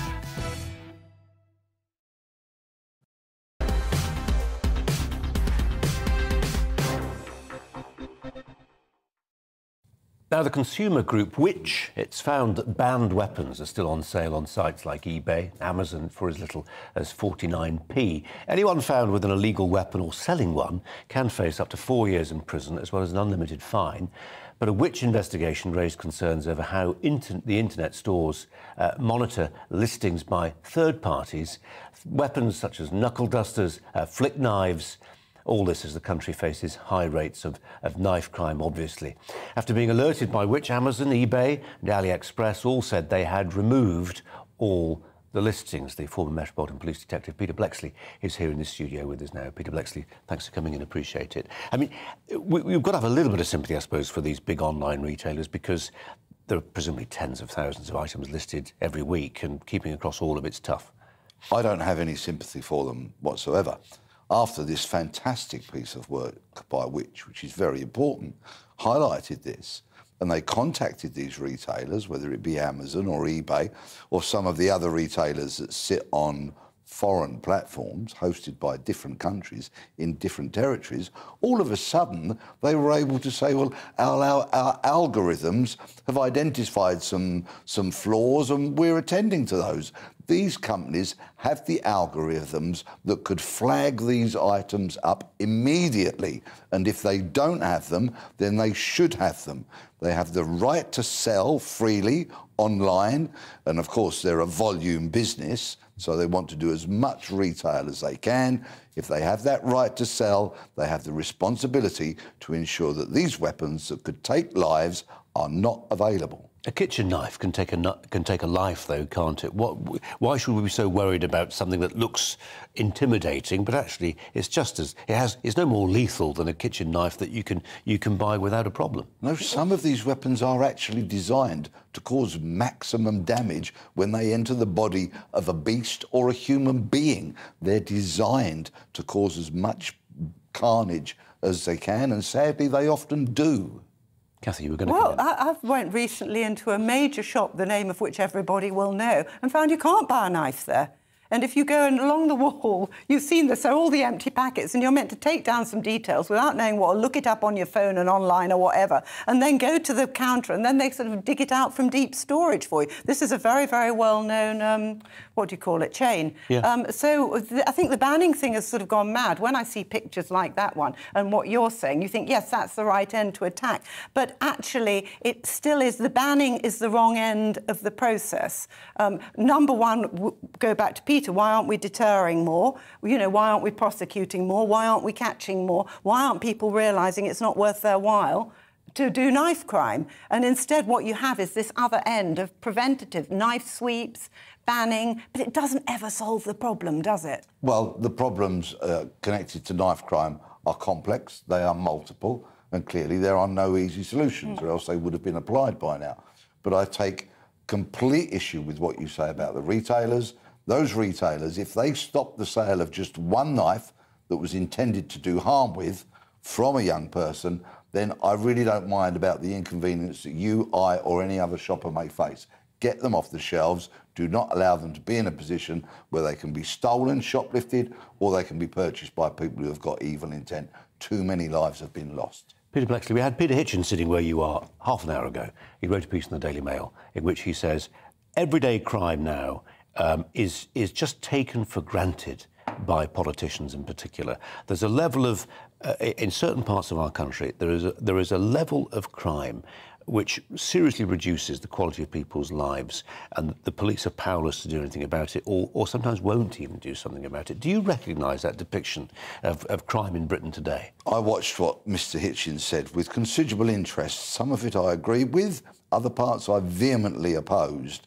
But, yes, on today of all days, when a report has been published detailing catastrophically low clear-up rates for burglary, theft, robbery, they are a stain on British policing, which in so many aspects finds itself in crisis. We, the public, should expect more, we should get more, we actually deserve better. But policing has got itself in such a tangle, predominantly because it doesn't actually do a lot of policing these days. Officers are spending so much of their time dealing with mental health issues, missing persons who may harm themselves, nothing to do with crime. And policing got itself in a huge tangle about 25 years or so ago when it decided that all our officers should get degrees. Certainly the ones with ambition who wanted to climb that greasy pole. So they went off to the great seats of learning in Oxford and Cambridge, and they came back full of pseudo-intellectual claptrap, which they applied to policing where it had no place. So Ian Blair. We find ourselves where we're at. Yeah. Peter Bleksley, enjoyed that. Thanks very much indeed for your thoughts. Coming up, China's population has collapsed. Its population growth has collapsed from 8 million newborns per year a decade ago to less than 500,000 last year. Why? We'll discuss that.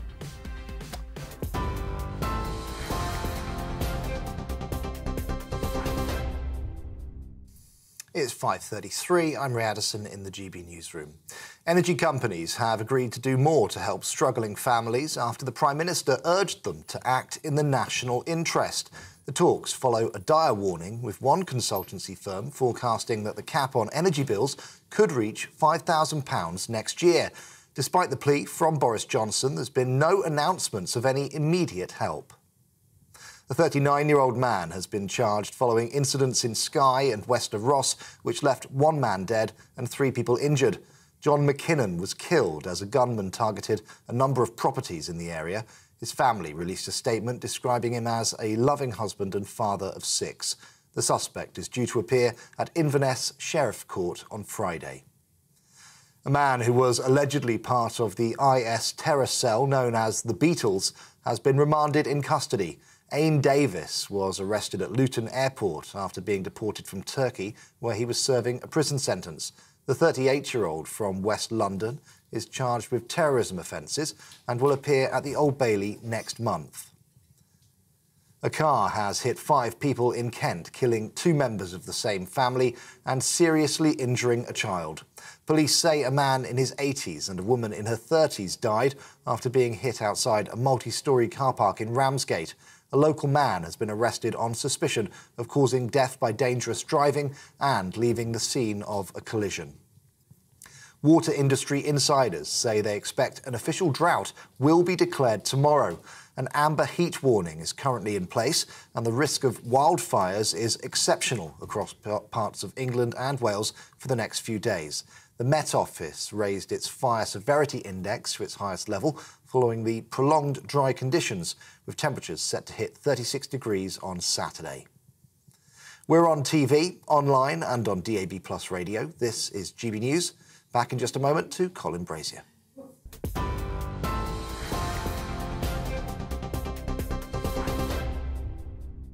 Direct Bullion sponsors the Finance Report on GB News for gold and silver investment. Here's a quick snapshot of today's markets. The pound will buy you $1.222 and €1.182. The price of gold currently standing at £1,465, 83 pence per ounce. Direct Bullion sponsors the Finance Report on GB News, investments that matter. Join my show Farage, 7 p.m. till 8 p.m. Monday through Thursday, and there you will get opinion, analysis, debate, and I'll cover stories that nobody else dares to touch. You've been cancelled. Join the club. Oh my goodness, brilliant. And then for the last 15 minutes, talking pints. We're over a drink. We have a civilised conversation with someone. We very often disagree, but we do it in a grown-up way. Come and join me on Farage.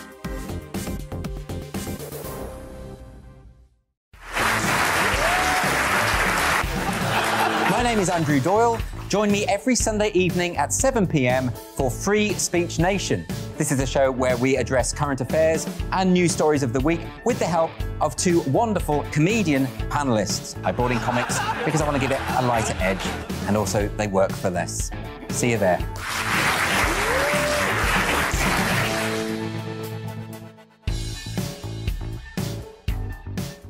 Hi there, it's Stephen and Anne. At breakfast from 6 a.m, you'll always be caught up with everything you need to know, the latest headlines, opinions and debates. We'll bring you the good news and the bad, but most of all, we're here for you. Remember, send in your views and let us know what you would like us to talk about. That's because we're your news channel. And every morning at 6 a.m, it's breakfast on GB News. I'm Dan Wootton. Join me Monday to Thursday from 9 to 11 for the feistiest and most fun news debate on TV, where free speech reigns. I'll bring you a sharp take on the day's biggest stories, bombshell newsmaker interviews, and A-list guests. And I guarantee you, no spin, no bias, no censorship, and no reason to go to bed. That's Dan Wootton Tonight, Monday to Thursdays from 9 on GB News.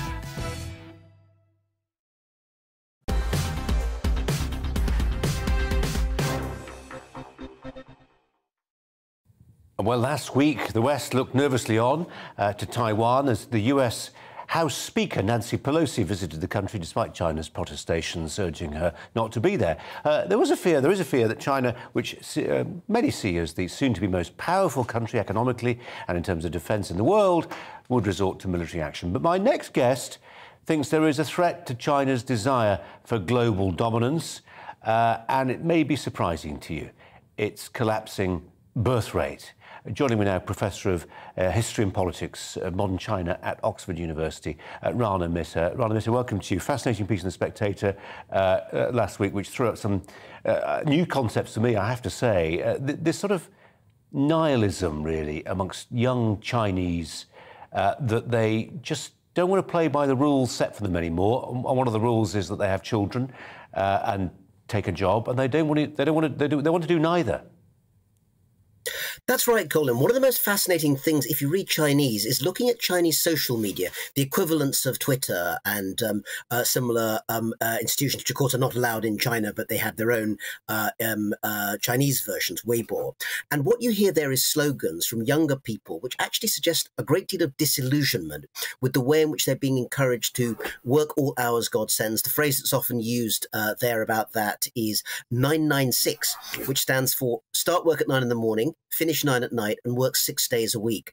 And pushing back against that, a lot of people, young people, men and women on social media, are saying things like, well, actually, we just want to lie flat. That's a Chinese phrase that's often used, meaning, in other words, just, stay, relaxing, not getting caught up with the rat race. That's often not what people think about in terms of China, because, of course, there's this very strong nationalistic element, which we've seen in the discussion of the Taiwan affair last week with the visitor Speaker Pelosi. But that element of youth disillusionment is really real, is really important. And how does that feed in, if at all, to the demographic argument? I mean, just we rewind, we think back to 1979, the institution of the enforced one-child policy.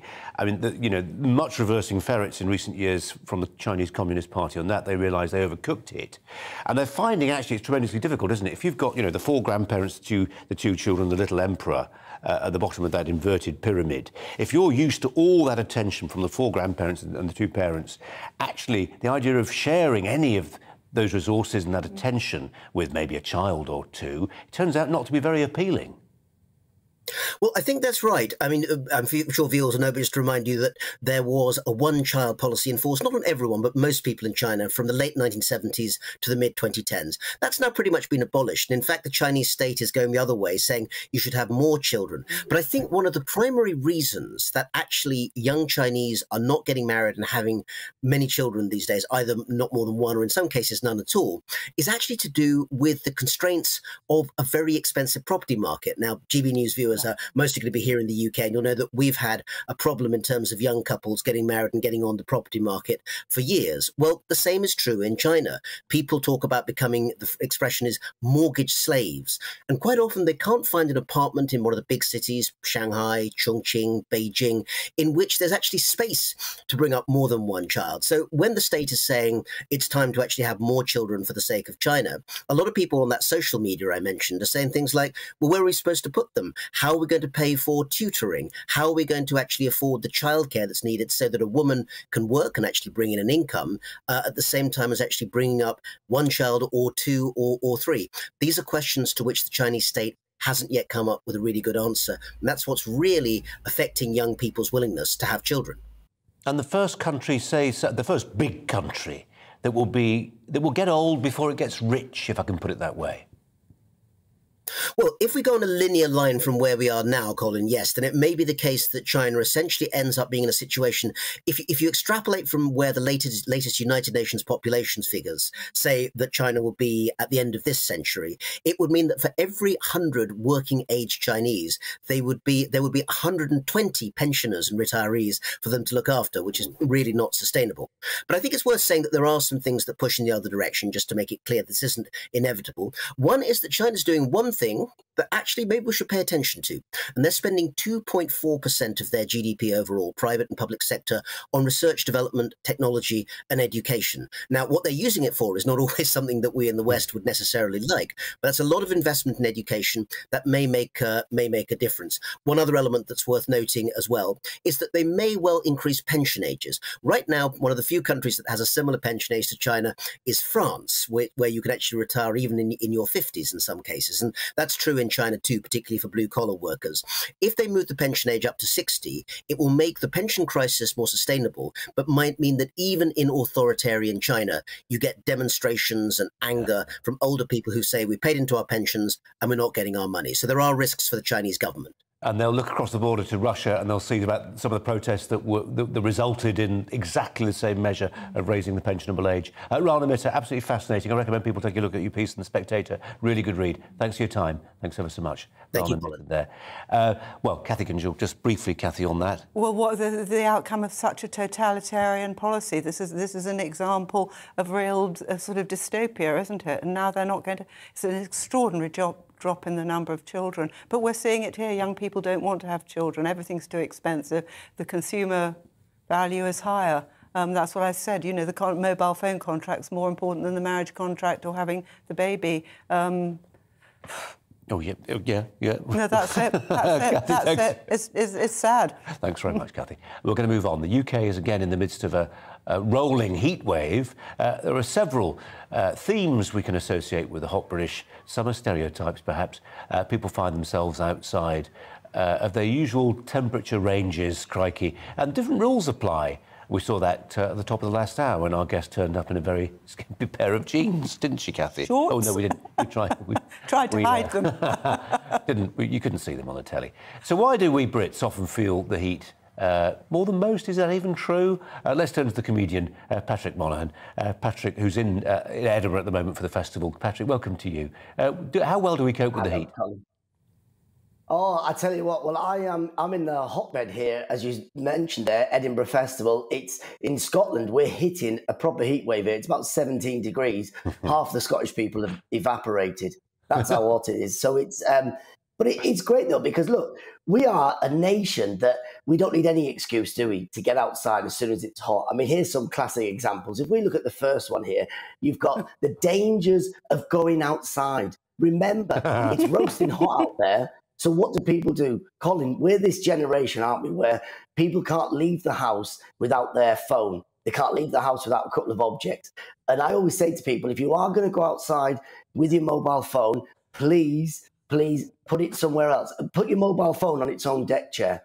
Don't leave it on you, because a lot of people are, unless you're trying to save money from going to a tattoo parlor and you're thinking, do you know what, I'd love to get a tattoo of my iPhone on my chest. The only benefit is sleep with it on your chest. There is no benefit whatsoever. I mean, this guy here, I am surprised this guy here didn't explode with that iPhone, because you know it's like if you've got a smartphone, they last about 3 seconds in the sunshine before they start to disintegrate. So the next thing as well, let's remember, what are the other dangers? When you're going outside, Colin, when anyone's going outside, remember the outside spaces are used by other things and animals that have it for the rest of the year, 24 hours a day. Seagulls. Seagulls are your biggest enemies, your friends. I mean, look, what do people do? We go outside, we go, right, it's hot. What's the first thing we do? We'll get some fish and chips. Now, remember, you're not going to be eating them chips on your own. So this is the rule that I always use, right? Always buy 2 portions of chips. If it's just you have 2 portions, one for you, one for the seagull. That's what you do. Listen, I grew up in Teesside in Redcar, and it was normally, the seagulls are massive. The seagulls are bigger than the people. So maybe buy 3 or 4 portions of chips and just throw them around just to keep you safe. Now, what is the other biggest thing that happens when we have a heat wave? Well, let me tell you, Colin, I don't know what it is. I think it's like a subliminal advice that somehow people think that, okay, it's hot. What's the first thing we do? Let's go to the beach and sit with another 65,000 people in a confined space that would be the size of a sports hall. I mean, why would you not want to do that? Why would you not want to sit with 65,000 people sweating to death, splashing on sun lotion that not only is getting in their eyes, it's getting in your eyes and every orifice of your body? And also, why would you not want to lay on a beach trying to relax while other people are throwing empty cans of lager across your head and having arguments with their spouses about, it's too hot. Well, at least, we don't have to put the electricity on. So people are arguing, but you can enjoy all of that space. And finally, Colin, I mean, look, we cannot mention the great British heat wave without mentioning the absolute fantastic stuff it does for charity. Because every July and August, I don't know if you know this, but charity shops get about 90% of our clothes. So if you see all this, if you have a look at this picture now, you'll see that people in the UK have no clothes during the months of July, August and September. I mean, look at these. This is a classic example of these people here. They've just been to their local Marie Curie charity shop. They've dropped all the clothes. I'll tell you what they haven't done, Patrick. They haven't just been to the gym. Yeah. I know that. I think he's my personal trainer, to be honest. I think that I want to get that. I want to get my money back. I've been wasting too much money. But do you know what I love, Colin? Look, he's kept the hat and the sunglasses as if that's like to try and go, I better cover myself up just in case someone from the street recognises me.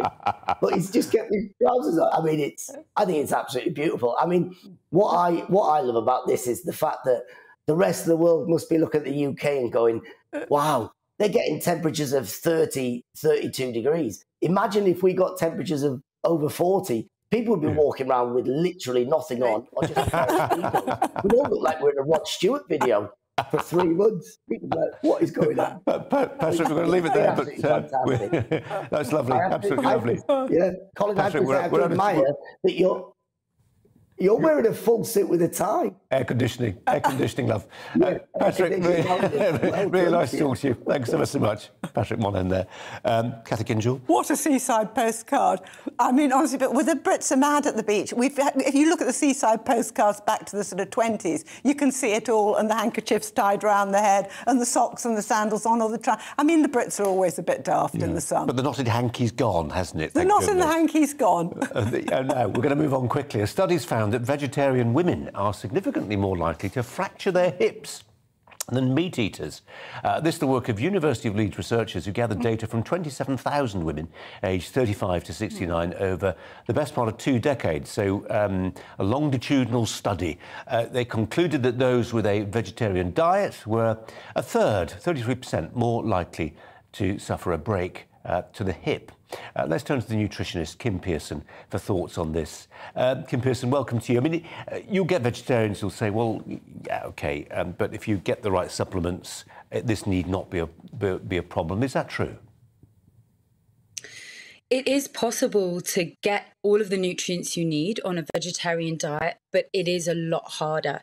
So looking at this example of reduced bone density and increased risk of hip fractures, we know that there are certain nutrients in the vegetarian diet that are more likely to be lacking that are important for bone health and bone density.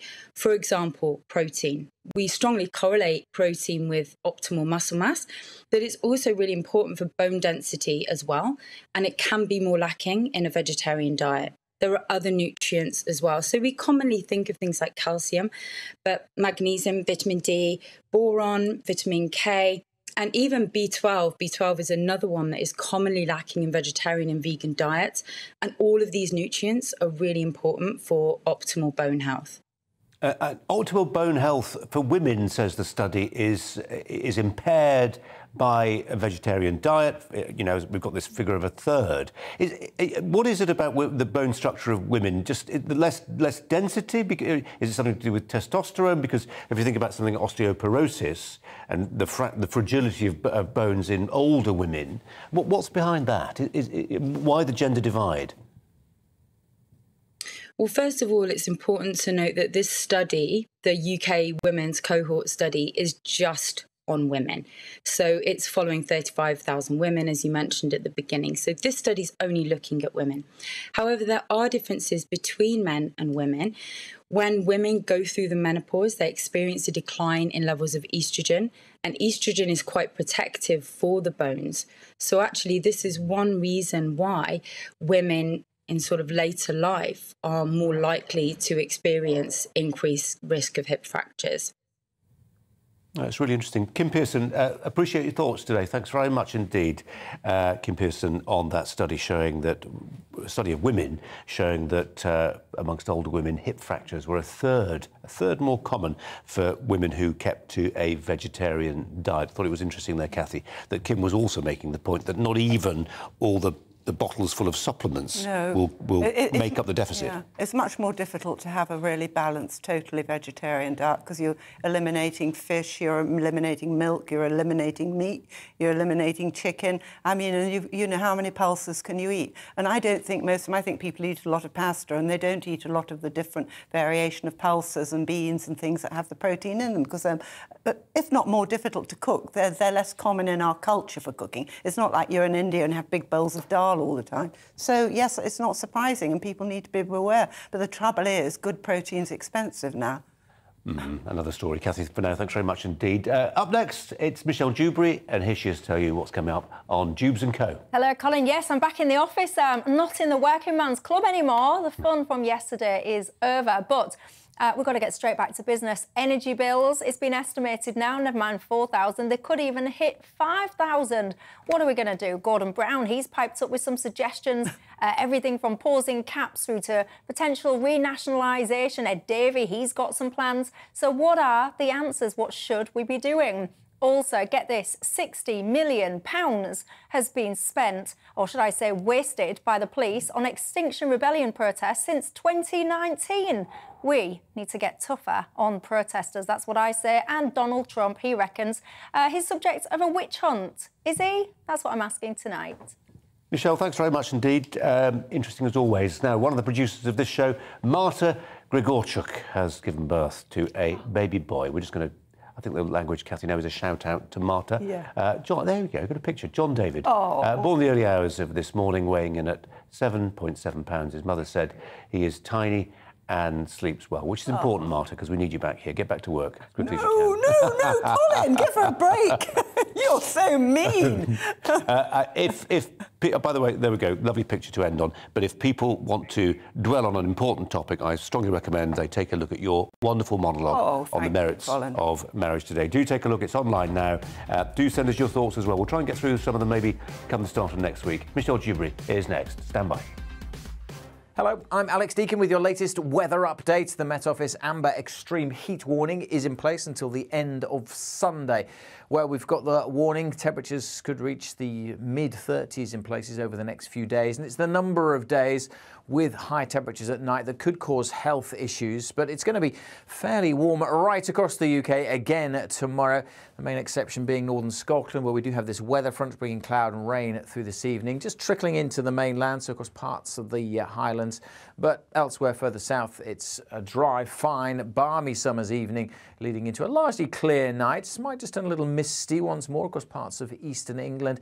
Temperatures, well, in some rural spots across the north could dip down to single figures, but for most it is a pretty warm night. It's going to be fairly difficult for sleeping once more, particularly staying warm well into the evening. And it's going to be another hot one tomorrow as well. Again, there will be thicker cloud across northern Scotland with some patchy rain, but I suspect the Highlands and the Western Isles will be drier and brighter than today, and a touch warmer too. There will be some mist and low cloud just clinging to parts of the coast across the northeast, and it will be cooler by the sea here, but elsewhere it's going to be hotter than today.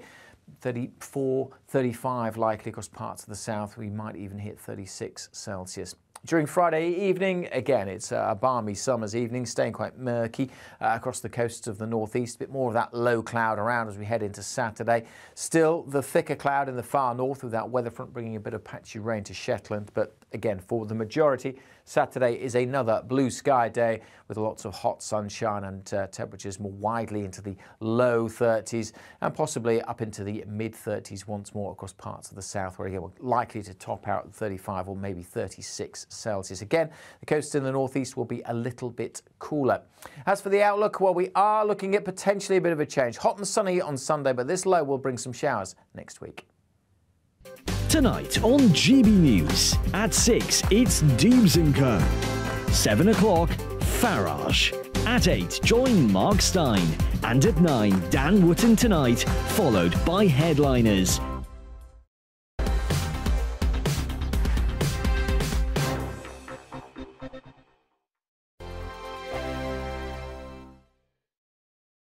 Join my show Farage, 7 p.m. till 8 p.m. Monday through Thursday, and there you will get opinion, analysis.